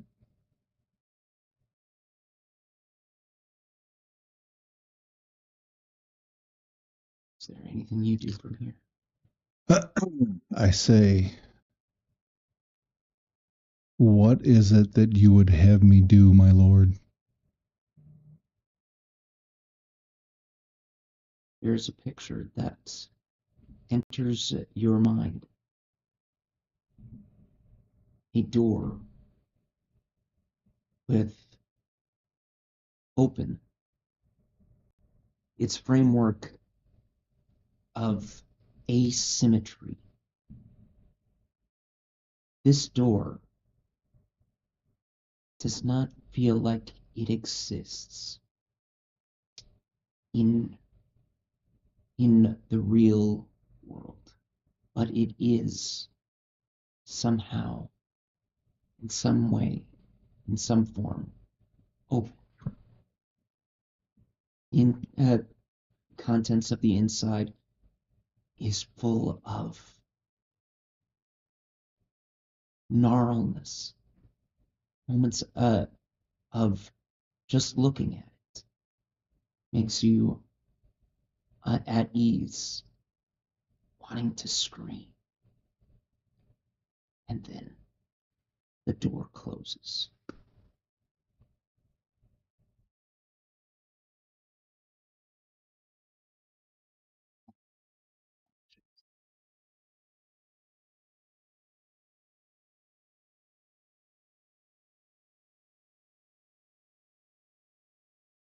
He looks at you,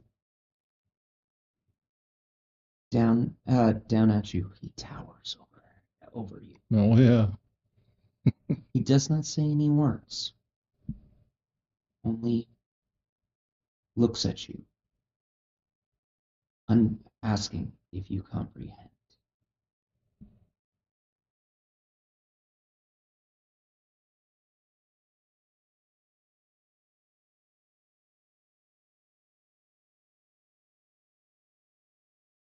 You do.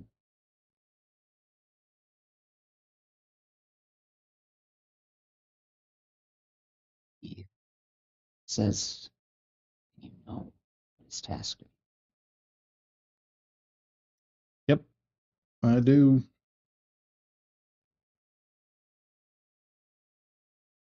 We turn over to Leah. Leah, what machinations go through your brain as you meditate? I think about those creatures that Jerry had told us and what plane they're from. And I think to myself, what do these things want? Why would they want to spread chaos to this world? And for that matter, who sent them down here?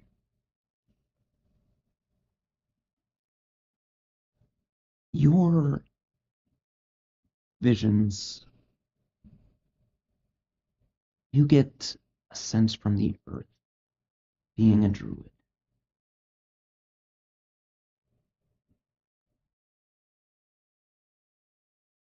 The parasite were in you. You would you care about its would you care about its intentions, or would you just want it removed? I would want it removed. And you get that feeling from nature itself. It, that whatever it is does not belong here, and it does not remain here.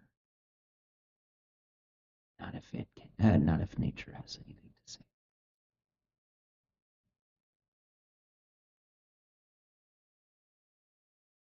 That's what you get from your meditations. Jerry?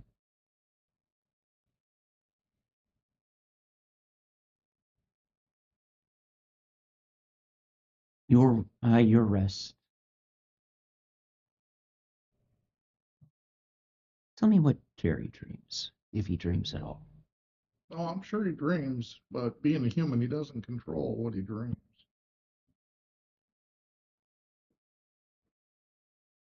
You would be correct. In this moment,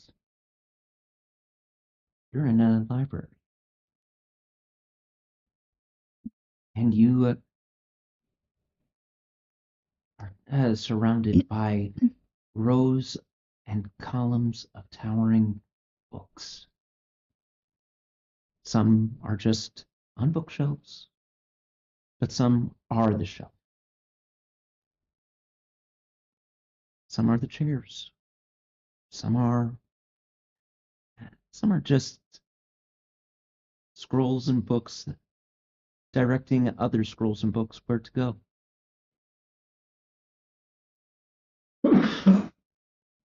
There is one individual other than the book people and that travel hither and thither. It looks like an older man, stroking the scruff of his beard as he looks up at the books, as if he's trying to find just the right one. Which one are you looking for? I find that it's the one that always seems to elude me. Everybody's looking for the right book, but they always forget about the book that they never really search for, but happen to find. Looking for that one.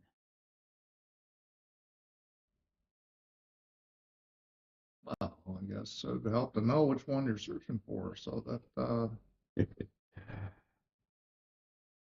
Yeah. Well, it's one of those things that I don't expect a mortal to understand. Respectfully, of course. But I think I can take a moment to ask you a question. If as you wish. What is it that you really want to find?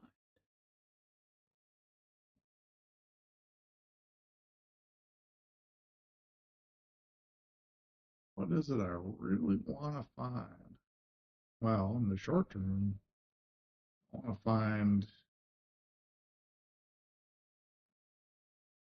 the Slaadi that are infecting this town. Stop to that. Over the longer term, though, the larger battle is against something that's not been documented, or at least the documents are hidden from this, from everywhere I've looked so far, and that is Gallas, Hmm. who seems to be on his mind, or about his mind, to want to return to the prime material. Where? So, short term, solve the immediate problem in the hopes that it helps out with the longer term. That's what I'm at. Seems like you have quite your hands full. Now, idle hands do naughty things. They are Carmanians' playthings. Well, I'll tell you what. Mind if I give you a little bit of a suggestion? I'm always open for suggestions. And he lifts his hand and pulls out a rather large tome. And then looks at it for a brief moment. And then taps it. The cover breaks away to reveal a different cover than what was on there. Almost like watching the skin of a reptile just shed. Mm-hmm. And then he looks at it and goes, "Hmm, maybe this can give you a little bit of help." And passes it over. Much obliged. "Hmm, think nothing of it. I appreciate the research. And I know that sometimes we get a little bit invested in the symptoms before we can actually see the illness and properly diagnose it. But at the same time, if you just focus on the illness and not the symptom, it would mean that you're left with more problems than solutions. And also possible misdiagnosis. Precisely. Maybe the Slaad are part of this. And maybe, just maybe, you might get some answers that you didn't expect, but will take you in the right direction. And maybe there will be a different diagnosis or recognition of the problem that you really face. I got one last question for you, Jerry O'Malley. My lord.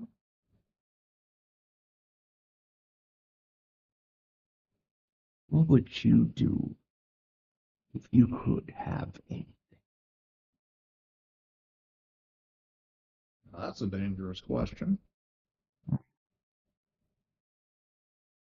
What would I do if I could have anything? Well, anything is a rather large category of things. But the end goal, what I would do with that sort of power, would be to help people. Help make this world a better place. Leave it off better than than the world I've experienced. Noble goal. Follow up. What would you do? And would you take the route that leads to that? Or would you take something that makes it the route that you want?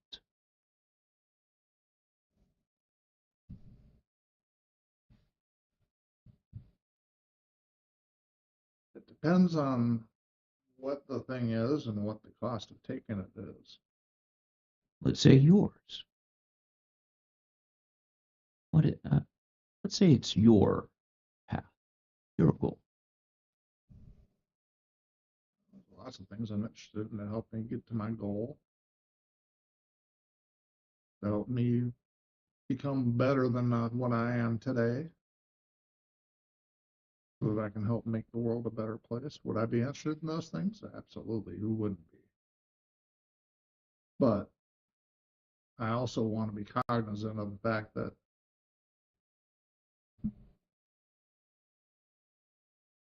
there's a level at which greed takes over, and I don't want to overstep those bounds. And you may be a little wiser than other mortals that are asked the same thing.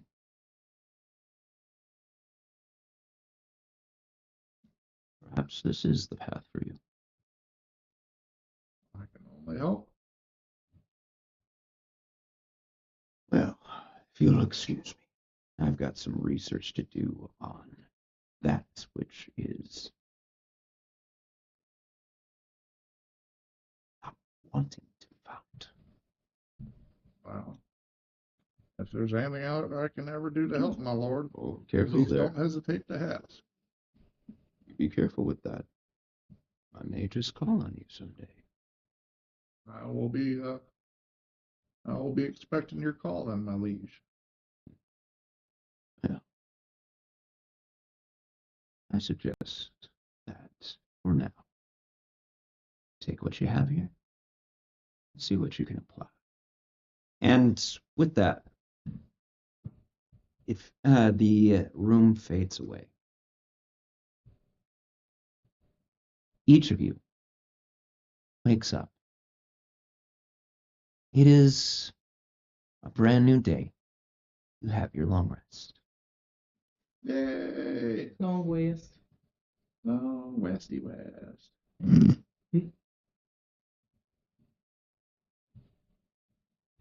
And with it, new questions, answers to questions that you've had, or perhaps just some more unusual circumstances to your lives.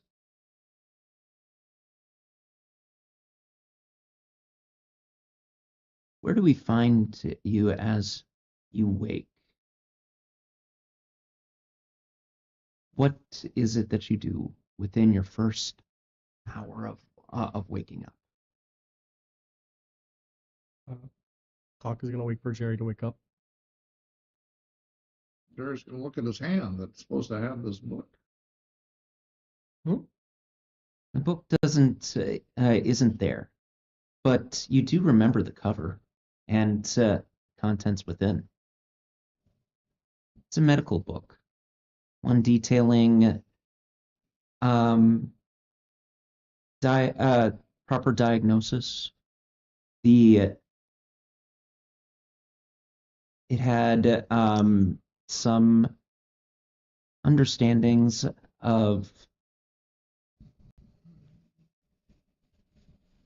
internal bleeding and how to properly take care of someone non-magically with those kinds of problems, those kinds of challenges. Start grabbing parchment and, oh, quill, don't fail me now. Put it all to paper. And it's a very nice detailed lecture. Talks about how you can stitch together a vein, how you can about cauterizing, hygiene, cleanliness, things like that. But it also talks about the bleed over from one source of tissue to another, how it can have adverse effects on the body. All right. And there you have it. You have that available to you. What you interpret from that is up to you.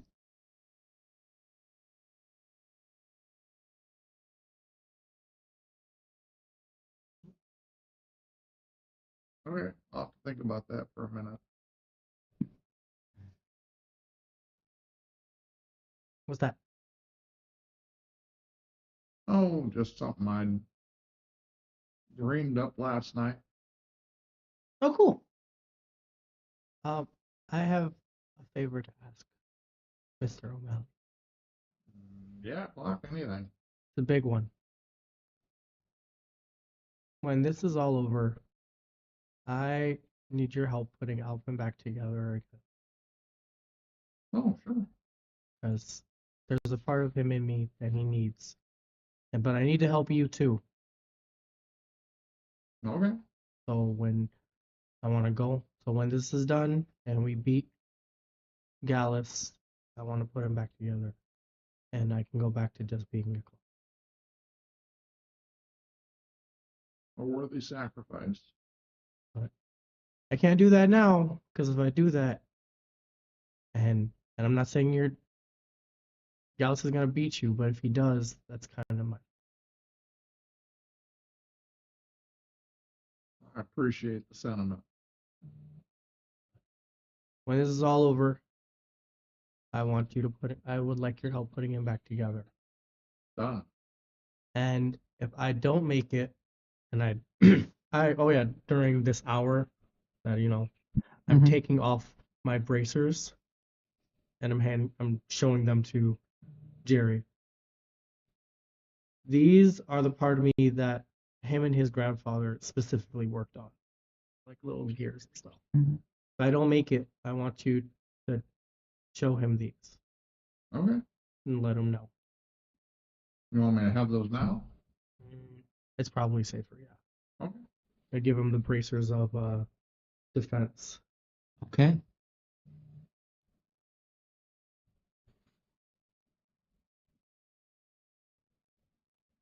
All right. Put the bracers of defense in the hat.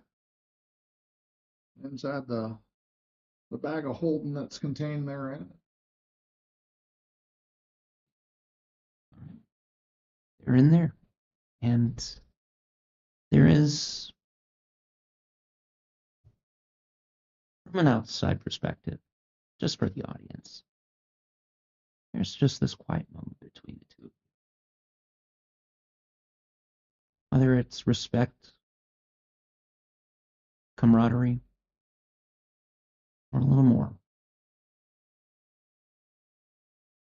it's recognized by outside sources. Thank you. Absolutely. Let's go beat up some frogs. That'll make me feel better. Yeah. Oh,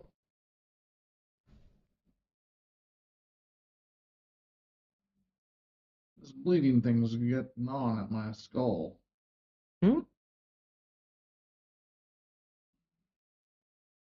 wait. Do we get Leah and Daywin? Yeah, I think so. Okay.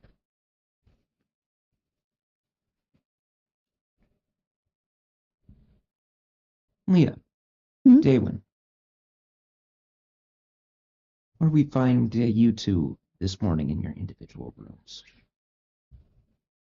I'm just slowly getting out of my meditative state and grabbing my staff and thinking about like what I was thinking about last night about the earth not wanting these things here, and like, yeah, it seems like the earth does not want these things. We need to get rid of them as soon as possible. I need to find the others and let them know what my feelings are about this. Daywin? I'm working out. What else? Routine now. Thanks to this manual, this is what I do. Got to keep it up, man. Gotta make sure to keep those gains. That's right. So you gathered together after your individual moments, working out, conversation, contemplation. You're back down in the dining room. It seems that like Tawny and Buford have left a nice breakfast for you all. And there is a note that says, if you require any other foods, feel free to request. It's things like oatmeal, some pastries, freshly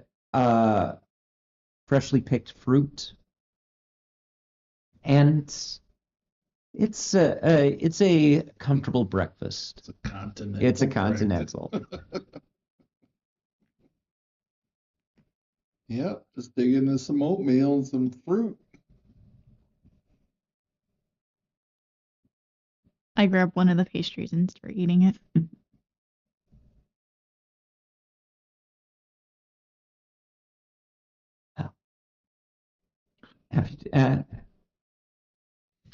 Show them the parchments that I wrote out. Okay. This came to me last night. It's about medicine, bleeding, and the effects of ruptured blood vessels on the rest of the body. I think this might be a way to help diagnose those that are infected.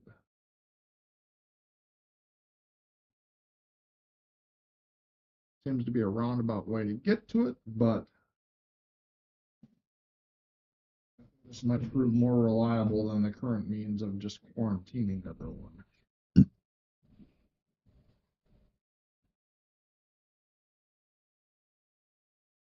That's a pretty smart idea, Jerry. Well, it's gonna be shorter than keeping everyone up for a day and a night. And Bowdy did get back to me. Creatures are called Slaad. Hmm. They're from the plane of limbo. And certain colors tend to want to reproduce through infection.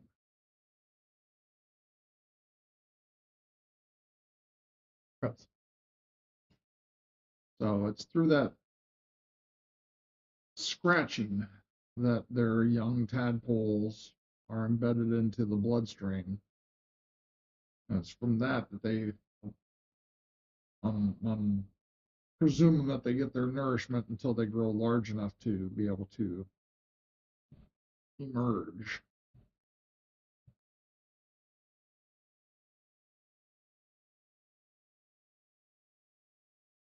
But that means at least one of them things is here. Could be shapeshifted. Or could be hidden. Don't know which. Bowdy was pretty paranoid, so the shapeshifting thing does seem to tend to carry some weight.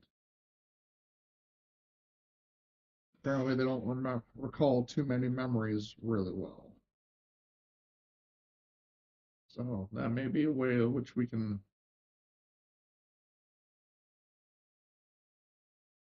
start to tear apart who's who inside the town.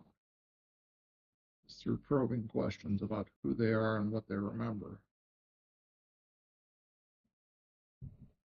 And as far as we know, it only affects humans.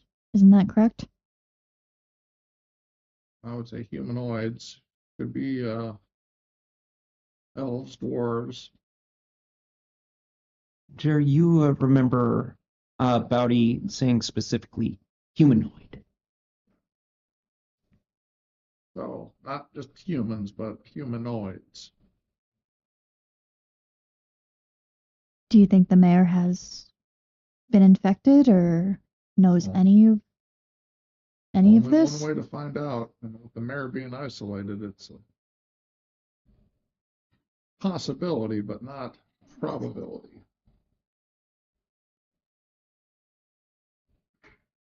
I would also be cautious as to who we trust inside the Hunters Guild because Mm-hmm. they do seem to have pretty much free reign and can be infecting as well as treating at the same time. Hmm. Not to be Captain Paranoid at the table, but we don't know what we don't know at this stage. We do not. Mm-mm. Speaking of them, though, I think it would be smart to find out where the most infections or worries of infections are happening. Maybe we can find a pattern on how it's moving. Good idea, Clock.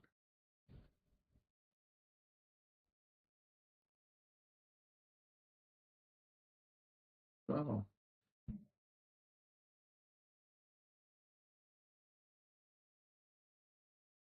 let's start with the Hunters Guild and see where we go from there. Unless you guys have other thoughts along those lines. I think that's perfect. I would agree. Let's start with the Hunters Guild and see what they know. If they know anything. I mean, they have been quarantining people for a while now. Hmm. Dalen? You have any thoughts? Why the hunters? They're what are they? The huntsmen. Why them? Why don't we go see the mayor or the people in the town hall? We haven't spoken to them. We've already seen these huntsman people. I'm happy to look at the mayor and town folks first. I mean, we don't. Yeah, I mean, we don't know exactly what's going on totally in the town. You know, No, we don't know what we don't know. But we've already had contact with the huntsman. That was before we knew what we know today. Yeah, well, they quarantined us. I mean, we got a good visual of what they're doing. We know what they're doing. Mm-hmm. Doesn't seem like they really know what they're doing. The one guy was extracting one. Now, Right. what they did with that after the fact is an open question. Yep. So, He put it in a jar. You have one. I don't have one. No. Oh. you have one? No. Put it in a jar. Now, what happened with it after that? Yeah, we don't know. It's not dead. It was just That's in true. a jar. Maybe we try and gain some information from the mayor or the townspeople as far as what these huntsmen are all about. I'm okay with that. Start there then. Get some Mhm. information. The man that we spoke to the other day said that they didn't employ them at all. They just Right. Yeah, the information we got from the merchant guy was that they were kind of freelance, I guess. mercenaries that Yeah. Yeah. for the town. They weren't really part of the town, but He called them more along the lines of militia. I wrote down local gang. 6 of one, half a dozen of another. Pretty close. Now, Daywan, do you have a way of compelling people to speak truth? Oh, let me consult my deity. Hey, buddy, if you need some truth telling, Oh, here you go. Give me a minute. Talk amongst yourselves. Because I do have a way of reading their thoughts. I have a way of making them like us more. Do they figure it out afterwards that you cast spells on them? Yeah. Yeah. Sadly, yeah. Good in a fight, not good for most social situations. Just so happens that there is a spell. It's known as the Zone of Truth that I could prepare if needed. Might be handy. Create a magical zone that guards against deception in a 15-foot radius sphere centered on a point, choice of range. Until the spell ends, the creature that enters that spell area for the first time or starts its turn must make a charisma saving throw. On a failed save, the creature can't speak a deliberate lie while in the radius. And you know whether each creature succeeds or fails on their saving throw. Good to know. Yeah. The affected creature is aware of the spell and can thus avoid answering questions to which it would normally respond with a lie. Such a creature can be evasive in its answer as long as it remains within the boundaries of the truth. I'm sorry, is that I plead the fifth? Yeah, spell? pretty much. I refuse know to if say there's any, anything I refuse else. to say anything that could incriminate me. Right. I can see. And I will not. something else, but I mean, Zone of Truth was. And the I first choose one. not to speak at all until I hear from my lawyer. What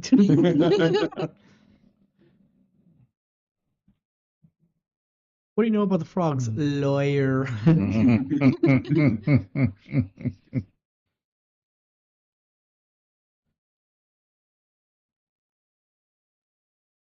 So, party, you have 2 options available to you. You can go to see town hall and the mayor, or you could go back to the Hunters Guild and see what they have. I think we're going to start with the town, the mayor, and the other elected officials. All right. And if they know we're helping, they might give us resources. Maybe. Maybe.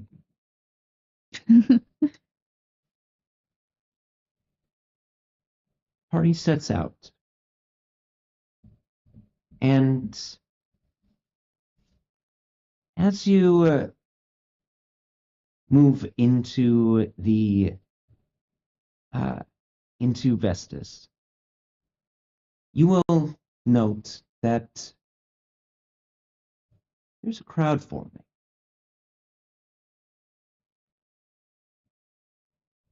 The crowd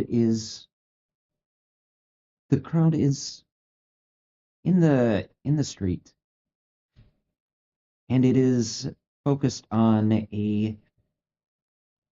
something just lying down without moving or anything. People just are concerned. They're frantic. They're trying to figure out what they should do. Maybe we should go. Someone get the town's guard. What are they gonna do? Someone call the huntsman. This is obviously what they want, right? And someone says, "I knew it. I should have left this place when I had the chance." Does anyone get close to the crowd? Define close. That's all up to you. Do you pass by it without care, or do Hi, how you doing?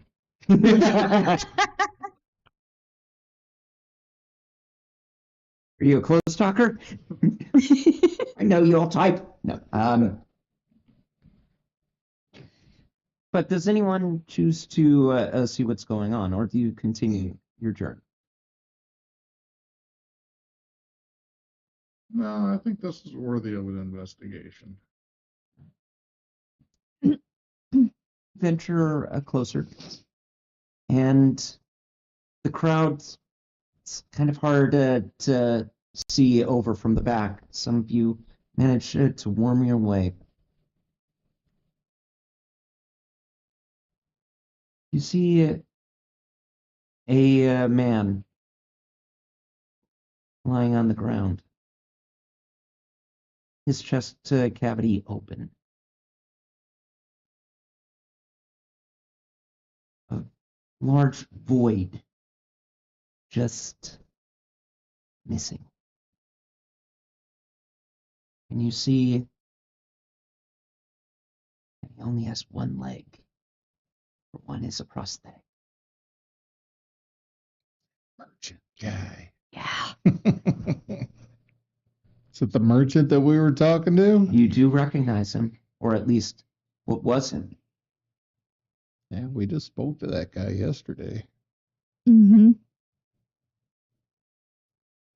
Vestas. Who was he is- talking to? Do we remember who he was talking to? That he was having the argument with when we approached? No, did But- not get a No, identity didn't of get the Bill? All right, of the person that he was arguing with. all right. His name was filled up. Phil was the merchant. Yep. Yes. Poor Phil. Mm-hmm. Poor Phil. With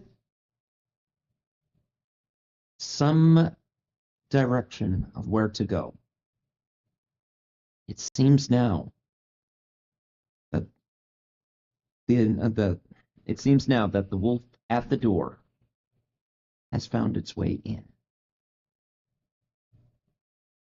How will the company go from here? Where will this take them? And is this just the start of more things to come? Find out. But until our next session, thank you for watching with us as we delve deeper into this strange mishaps of Gallus ne'er-do-well. No, of Gallus confusion, of Slaadi infiltration. And hopefully, more answers are to come. Thank you. Have a good night. We'll see you next session.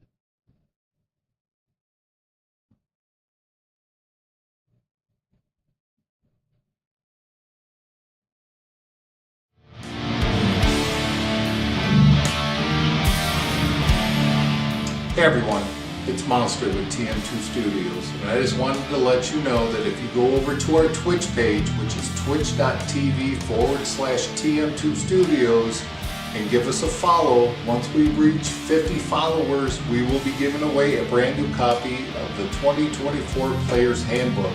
Costs you nothing, it helps support our channel. Good luck.